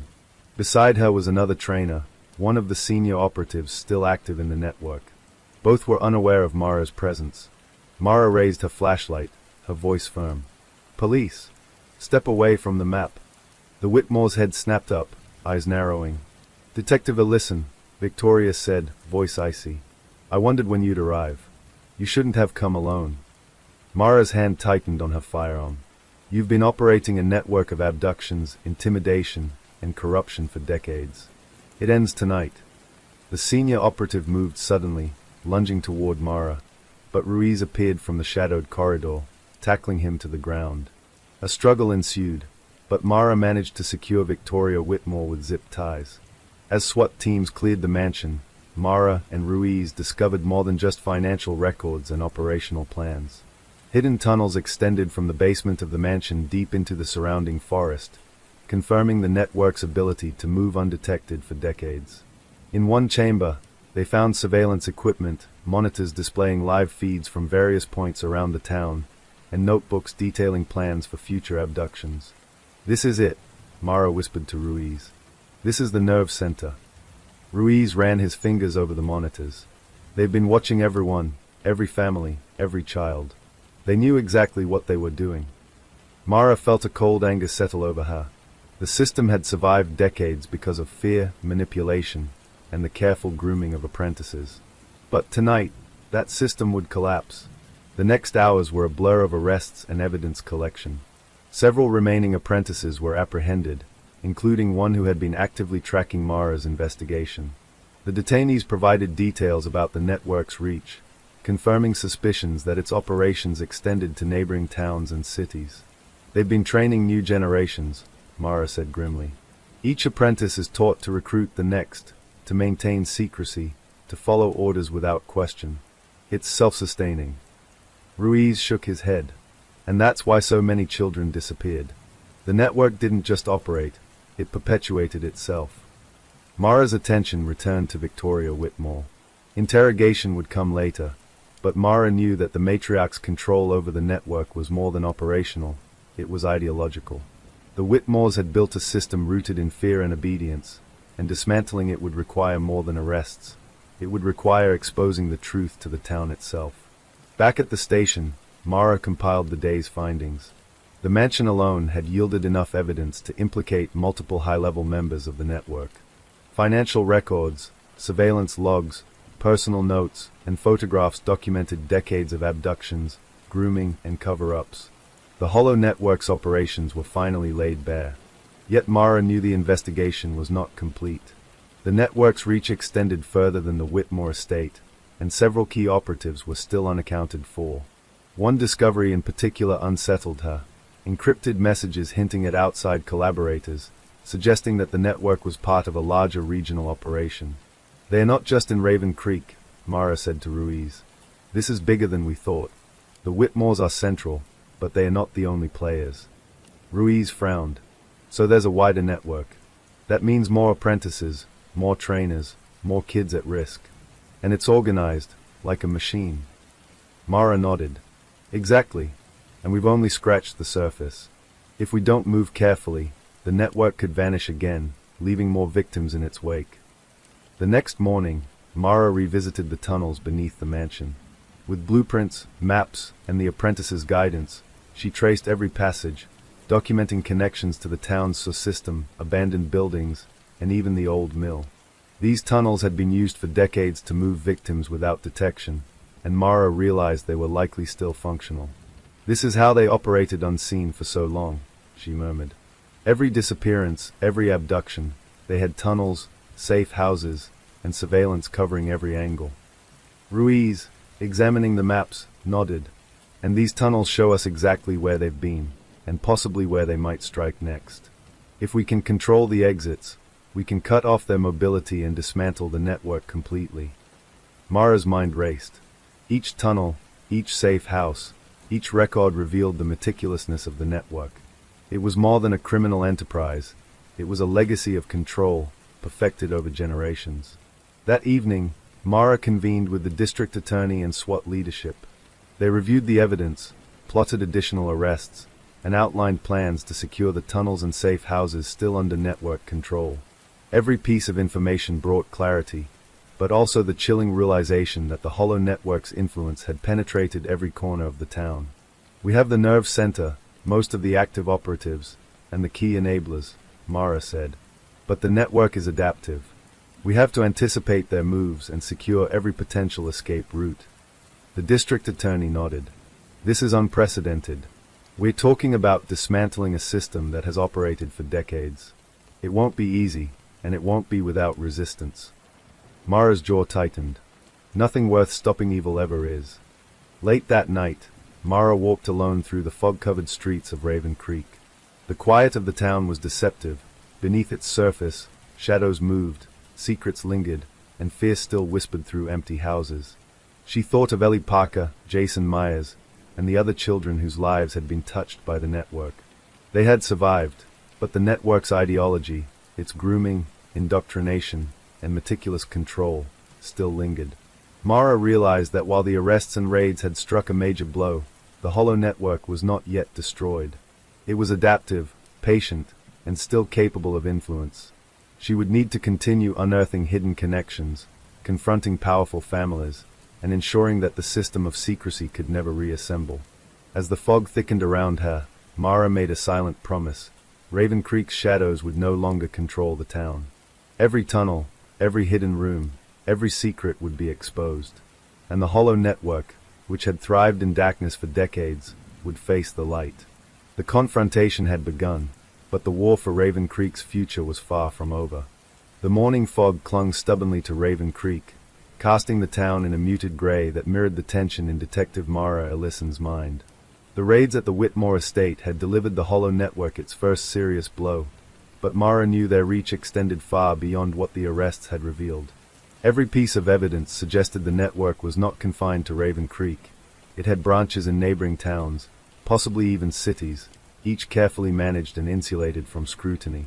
The network was like a shadow with countless tendrils, some already in motion, some dormant, and some waiting for the right moment to strike. Mara and Officer Daniel Ruiz started the day by reviewing the warehouse and mansion tunnels in detail. Using the apprentices' notes and the records recovered during the raids, they marked potential escape routes, surveillance points, and safe houses on an expansive town map. Each mark represented decades of planning, every connection a lifeline that had allowed the network to operate undisturbed for generations. These tunnels, they're not just within the town, Mara said quietly, tracing the lines with her finger. Some connect to service tunnels that lead outside Raven Creek. The network could move victims, resources, or even operatives without anyone knowing. Ruiz frowned. That explains the disappearances beyond the town's borders. If they've been operating regionally, the number of missing children linked to them could be staggering. Mara nodded grimly. And if we want to dismantle the system, we need to follow every connection. Every branch. Every tunnel. If we leave even one operational, they can rebuild. Their first priority was securing the safe houses within the town. A series of abandoned warehouses, properties owned by shell corporations, and old family estates formed the backbone of the hollow network's operations. Mara and Ruiz coordinated simultaneous raids, each team assigned to a location identified in the apprentices' records. The first site was an old textile mill at the edge of town. The building had been abandoned for decades but had clearly been maintained by the network. Surveillance cameras had been installed, monitoring the nearby streets and even adjacent properties. Hidden compartments contained ledgers detailing the identities of children previously abducted, notes on prospective targets, and financial records confirming payments to multiple local officials. This place, it's a hub, Mara whispered to Ruiz, surveying the dusty interior. Not just storage. Training, observation, logistics, it's all here. Ruiz picked up a small black notebook, its pages filled with meticulous handwriting. These notes track every apprentice's progress, every assignment, every task completed. They are monitoring each other, ensuring loyalty and control. The raids continued through the day. Each location yielded more evidence, encrypted drives with lists of potential targets, hidden rooms for observation, and extensive financial records that tied local officials and business owners directly to the network. It became increasingly clear that the Hollow Network had embedded itself into the social, economic, and political fabric of Raven Creek. Meanwhile, Mara began receiving reports from the interrogations of arrested apprentices and trainers. One revelation in particular shocked her. The network had coordinated with affiliates in nearby towns to cover up abductions, transfer children, and maintain continuity even when investigations threatened exposure. They've been operating like this for decades, Mara said, reviewing the testimony. They have contacts in law enforcement, hospitals, and schools, not just here in Raven Creek, but in at least 3 surrounding counties. Ruiz's voice was tense. Which means we're dealing with a network that's regional, organized, and incredibly careful. They've already thought 10 steps ahead of us. Mara leaned back in her chair. And that's why we need to uncover every link, every safe house, every operative, every document. If we don't, they'll slip away again, and more children will be put at risk. Later that evening, Mara and Ruiz visited the property of a retired network operative who had been identified in the journals and apprentice notes. The man, once a trainer, now lived alone in a secluded house near the forest. The team approached cautiously, knowing that the operative could be dangerous. Detective Ellison, the man greeted as the door opened. I suppose you've come to finish what the others started. Mara's eyes narrowed. We're here for information. You know about the network's operations, its safe houses, its tunnels, its targets. If you cooperate, it will help prevent more children from being hurt. The operative hesitated, glancing toward the forest. Do you think it's that simple? They've been planning for generations. We're just pawns in a system bigger than any one of us. The Whitmores, they are only the tip of the iceberg. Mara pressed him. Then tell us everything you know. Every connection, every safe house, every apprentice. We need to dismantle this network before more lives are destroyed. The man's eyes flickered with fear and resignation. You don't understand. Some of them, they are everywhere. Teachers, business owners, law enforcement, even families. They've embedded themselves so thoroughly that no one suspects. And they have contingencies. If one branch falls, another continues the operations. They've thought of everything. Back at the station, Mara compiled the new intelligence. The network's reach was staggering. Dozens of safe houses, multiple tunnels connecting towns, and affiliates in positions of power who could obstruct investigations. Yet the operative's revelations also provided critical insight. There were vulnerabilities in the network, points where coordination faltered, and operatives who were still cautious enough to make mistakes. This is the edge we've been waiting for, Mara said to Ruiz. If we strike now, strategically, we can collapse the network before it can regroup. Ruiz nodded. And we have the evidence, photographs, ledgers, digital files. We can expose everyone complicit, make it impossible for them to hide. Mara stared at the map on the wall. Tunnels, properties, and connections marked in red and yellow illustrated the sprawling complexity of the Hollow Network. This isn't just a town problem, she said. It's a regional system of exploitation and secrecy. And now, we're about to pull the threads. The following days were a whirlwind of coordinated raids, arrests, and evidence collection. Each location revealed more about the network's meticulous operations, training programs for apprentices, monitoring schedules for potential targets, and financial transactions connecting the network to influential families. One discovery, in particular, was chilling, a ledger labeled Future Generations containing the names of children not yet targeted, but already observed, groomed, and tracked by network operatives. Mara felt a cold weight settle over her chest. The network wasn't reactive, it was preemptive, ensuring its continuity by planning decades in advance. The thought of children being watched, monitored, and potentially abducted was a visceral horror. Ruiz broke the silence. They've been watching everyone. Every child, every family. And some of the network's apprentices are probably still active, blending in, waiting for instructions. Mara clenched her fists. Then we move fast. We dismantle the network's infrastructure before they have a chance to strike again.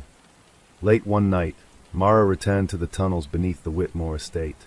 The maze of corridors, hidden rooms, and observation posts stretched farther than any blueprint suggested. A flashlight illuminated peeling walls, decades-old graffiti, and signs of recent activity, footprints, fresh wiring, and remnants of surveillance equipment. These tunnels, they are not just for movement, Mara whispered. They are control points, observation posts. They've been watching the town for decades from these hidden corridors. As she navigated deeper, Mara stumbled upon a sealed chamber. Inside, she found files indicating the network's connections to other towns and possibly other states. Letters, coded messages, and photographs suggested collaboration with other criminal organizations, connections Mara hadn't anticipated. "This isn't just Raven Creek," she murmured. "It's part of a larger system, coordinated, patient, and meticulously maintained. And we're only just beginning to scratch the surface."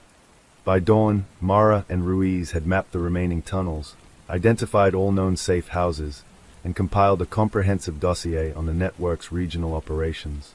The hollow network's reach had been fully exposed, but Mara knew the final challenge remained: confronting the remaining leadership, ensuring the safety of potential victims, and bringing the entire system to justice. As she looked out over Raven Creek, fog rolling across the streets, Mara realized that while the town had been plunged into darkness for generations, the light of truth was finally breaking through.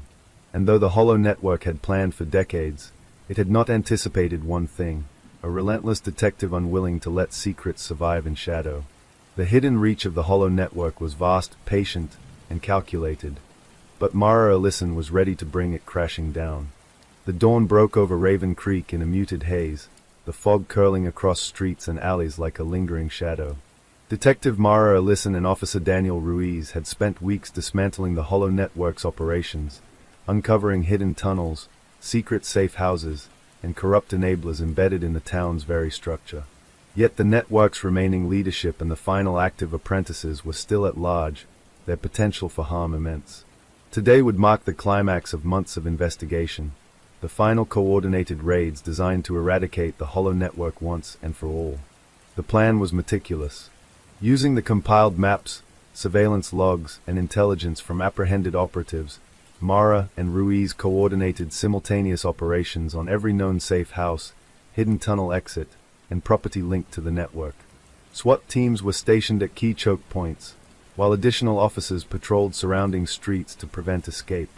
Mara reviewed the operation once more with Ruiz in the command van overlooking the industrial district. "Every exit, every corridor, every potential tunnel must be secured," she said. "The network has been planning this for decades. They are patient, meticulous, and resourceful. We can't underestimate them." Ruiz nodded, tension etched into his features. "And we've got to move quickly. If they suspect what's coming, they could try to disappear, or worse, take the children with them." Mara's jaw tightened. "We can't let that happen, not after everything we've uncovered." The first raid targeted a converted warehouse at the edge of town, previously used as a training site for apprentices. Inside, officers found hidden compartments containing ledgers, photographs, and personal files on dozens of children. Surveillance equipment monitored every entrance, every street, and even neighboring properties. The operatives inside were caught off guard, unable to flee. One apprentice, a young man in his early 20s, attempted to escape through a hidden tunnel leading into the forest.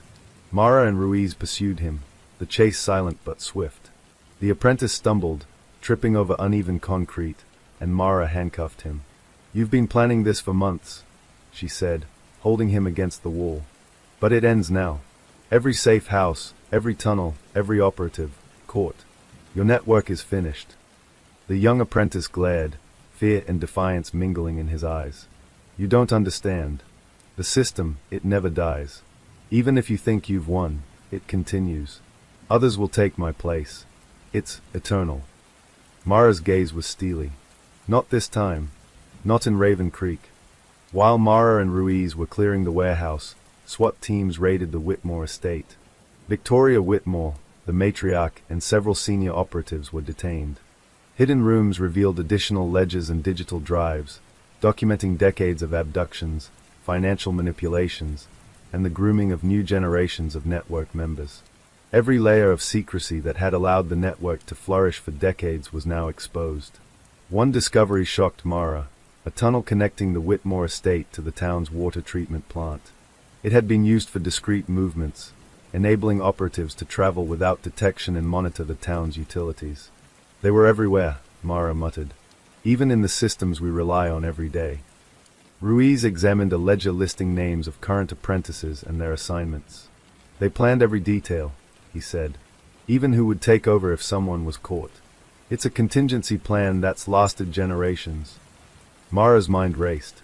That's why we had to strike simultaneously. If we hadn't, they could have relocated, disappeared, or retaliated. The final sweep focused on smaller, scattered properties connected to the network, abandoned homes, warehouses, and the hidden tunnels beneath the town. Each location yielded more evidence: photographs, letters, surveillance footage, and instructions for future operations. Some operatives attempted to flee, but the coordination of the raids left no escape routes. In one tunnel beneath the old mill, Mara discovered a hidden room where several children had been kept under close watch, though unharmed. They were frightened and confused, unaware of the larger network controlling the town. Mara knelt beside them, offering reassurance. "You're safe now," she said softly. "It's over. The people who hurt you won't be able to touch you again." The children clung to each other, eyes wide, absorbing the reality that their nightmare had finally ended. By midday, every known safe house and tunnel had been cleared, and all remaining operatives were in custody. The hollow network, which had persisted in Raven Creek for decades, was finally dismantled, its reach severed, its leadership arrested, and its future plans exposed. Mara and Ruiz returned to the station to review the accumulated evidence. Files, ledgers, photographs, and digital drives had been catalogued, providing an unprecedented record of the network's operations. The information would be critical not only for prosecuting those involved, but also for understanding how such an insidious system could thrive unnoticed for so long. "They've been systematic, patient, and ruthless," Mara said. "Every abduction, every manipulation, every threat was planned meticulously. It's horrifying." Ruiz nodded. "But it's all here now. We have the proof. The network can't hide in shadows anymore." Even as the immediate threat was neutralized, Mara knew the investigation wasn't over. During the raids, encrypted communications and coded messages suggested that the hollow network might have collaborators beyond Raven Creek. While the town's operations had been dismantled, the potential for connections to other towns and networks was real. Mara pored over the digital drives, her eyes scanning for patterns, names, and locations. One folder in particular caught her attention: external operations. It contained photographs, documents, and coded notes indicating cooperation with other criminal entities in neighboring regions. "They weren't just local," Mara said to Ruiz. "They were part of a larger system. We've dismantled the heart in Raven Creek, but the limbs may extend far beyond this town." Ruiz grimaced. "So this isn't the end. There could be others, elsewhere, continuing the cycle." Mara's jaw tightened. "Then we make sure their networks are exposed. Every connection, every affiliate. No one gets to operate in shadows again." Meanwhile, survivors and families began to come forward. Mara facilitated reunions between children and their families, each reunion a mix of relief, tears, and lingering trauma. One young girl, previously abducted, whispered to Mara, "I thought no one would ever find me. Thank you." Mara knelt, her voice steady despite the exhaustion weighing on her. "You're safe now, and we'll make sure it stays that way." The emotional impact of the raids hit Mara hard. Each child rescued represented lives saved, yet each revelation also underscored the depth of betrayal, secrecy, and manipulation that had persisted in the town for decades. As night fell, Mara and Ruiz compiled the final dossiers on the hollow network. Every operative arrested, every safe house secured, and every record collected was documented meticulously. They prepared for the legal proceedings that would ensure the network's leaders were held accountable, and the evidence would serve as a blueprint for preventing similar networks elsewhere. Even so, Mara couldn't shake the feeling that the hollow network's influence extended beyond what they had uncovered. The coded messages, the financial traces, and the operational methods suggested an organized, patient system capable of adaptation and evasion. Mara stared out over the fog-covered town, thinking of the children who had been lost, the apprentices who had been indoctrinated, and the families whose lives had been forever altered. Raven Creek had endured decades of darkness, but tonight, it had a chance at light. "We've struck the heart," Mara said quietly to Ruiz. "But the network may have limbs beyond this town. We need to be ready for whatever comes next." Ruiz nodded, exhaustion and resolve etched into his face. "One step at a time. Tonight, Raven Creek is safe. Tomorrow, we uncover the rest." The hollow network had been shattered, its leadership captured, and its operations exposed. But as Mara surveyed the quiet streets, she realized that the final chapter, truth, justice, and the uncovering of every hidden connection, was still unfolding. For the first time, the town's darkness had been confronted. But the shadows hinted at more secrets yet to emerge. The dawn over Raven Creek was quiet, almost eerily serene, as if the town itself had been holding its breath for decades and was now finally exhaling. Detective Mara Ellison stood on the roof of the police station, surveying the streets below.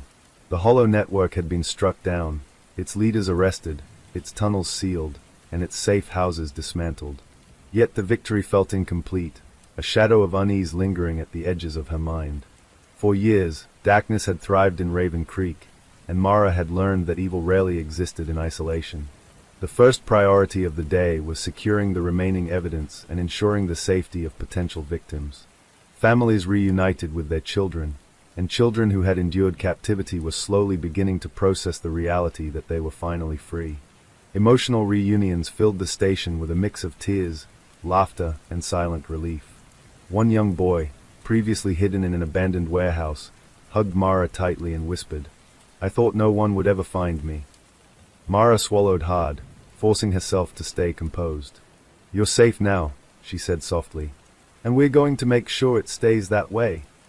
Ruiz, standing beside her, added, "We've documented everything.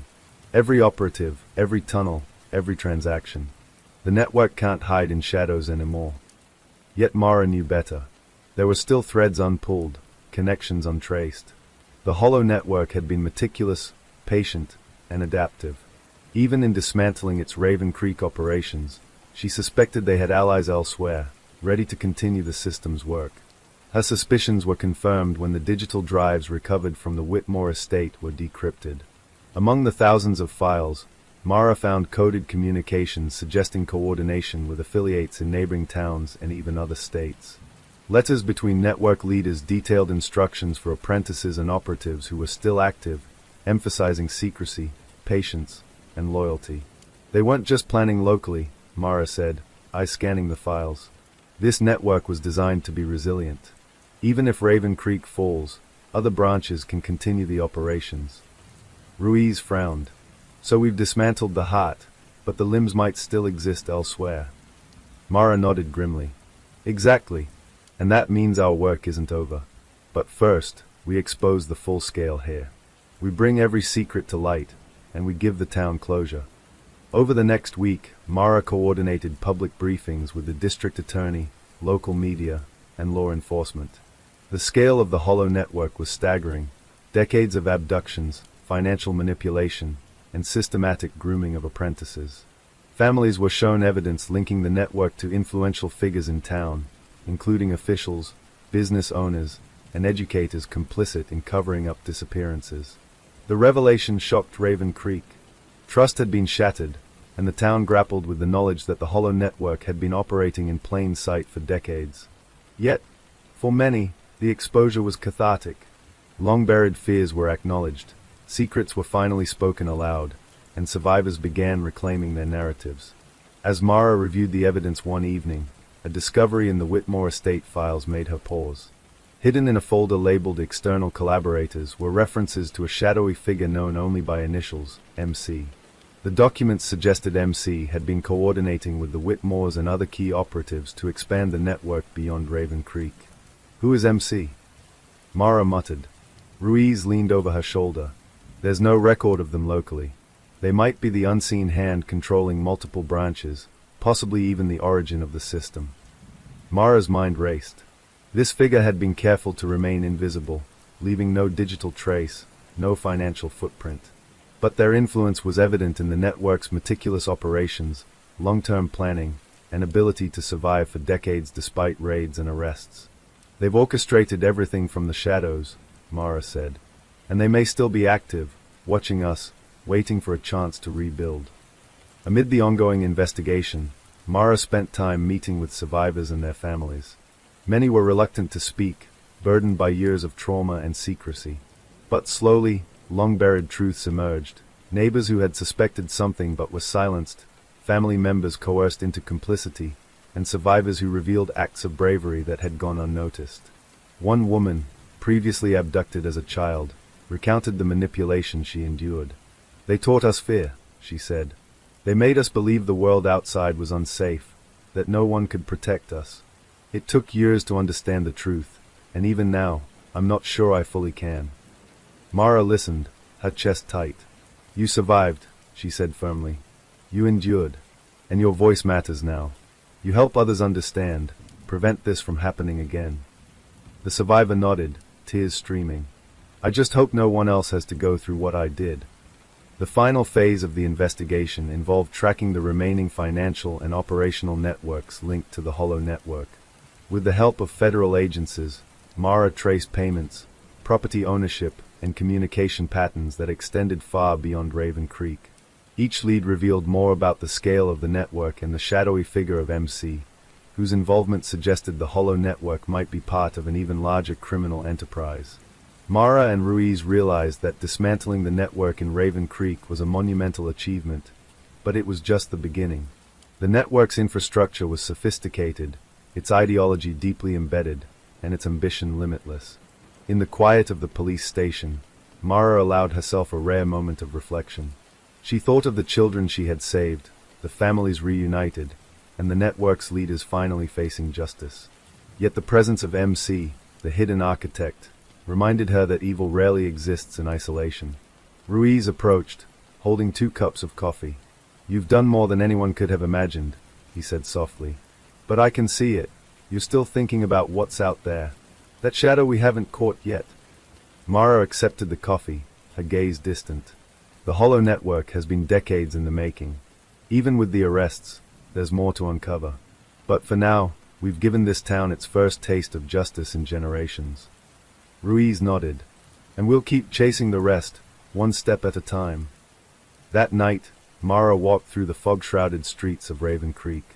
The town was quiet, but the memory of darkness lingered in every alley, every abandoned building, and every hidden corner. She thought of the tunnels, the hidden rooms, and the apprentices who had once moved unseen through the town.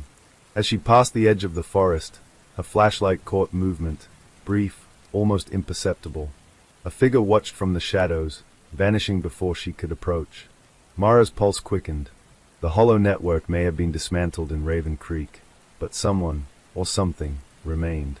She clenched her fists, determination hardening within her. We exposed everything we could, she whispered, but we'll find the rest. We'll stop them, no matter how deep the shadow runs. In the weeks that followed, the trials of the Hollow network's leaders brought long-overdue justice. Families were compensated, survivors began therapy and recovery, and the town slowly started to heal. Yet Mara never stopped investigating, following leads, and tracking patterns that suggested MC and other hidden operatives might still exist. The Hollow network in Raven Creek had been shattered, its leaders captured, and its darkest secrets revealed. But Mara understood one fundamental truth: evil, especially one as calculated as the Hollow network, never truly dies. It waits, patient and silent, until someone uncovers it again. And Mara Ellison was determined to ensure that the shadows never regained their grip on Raven Creek, or anywhere else.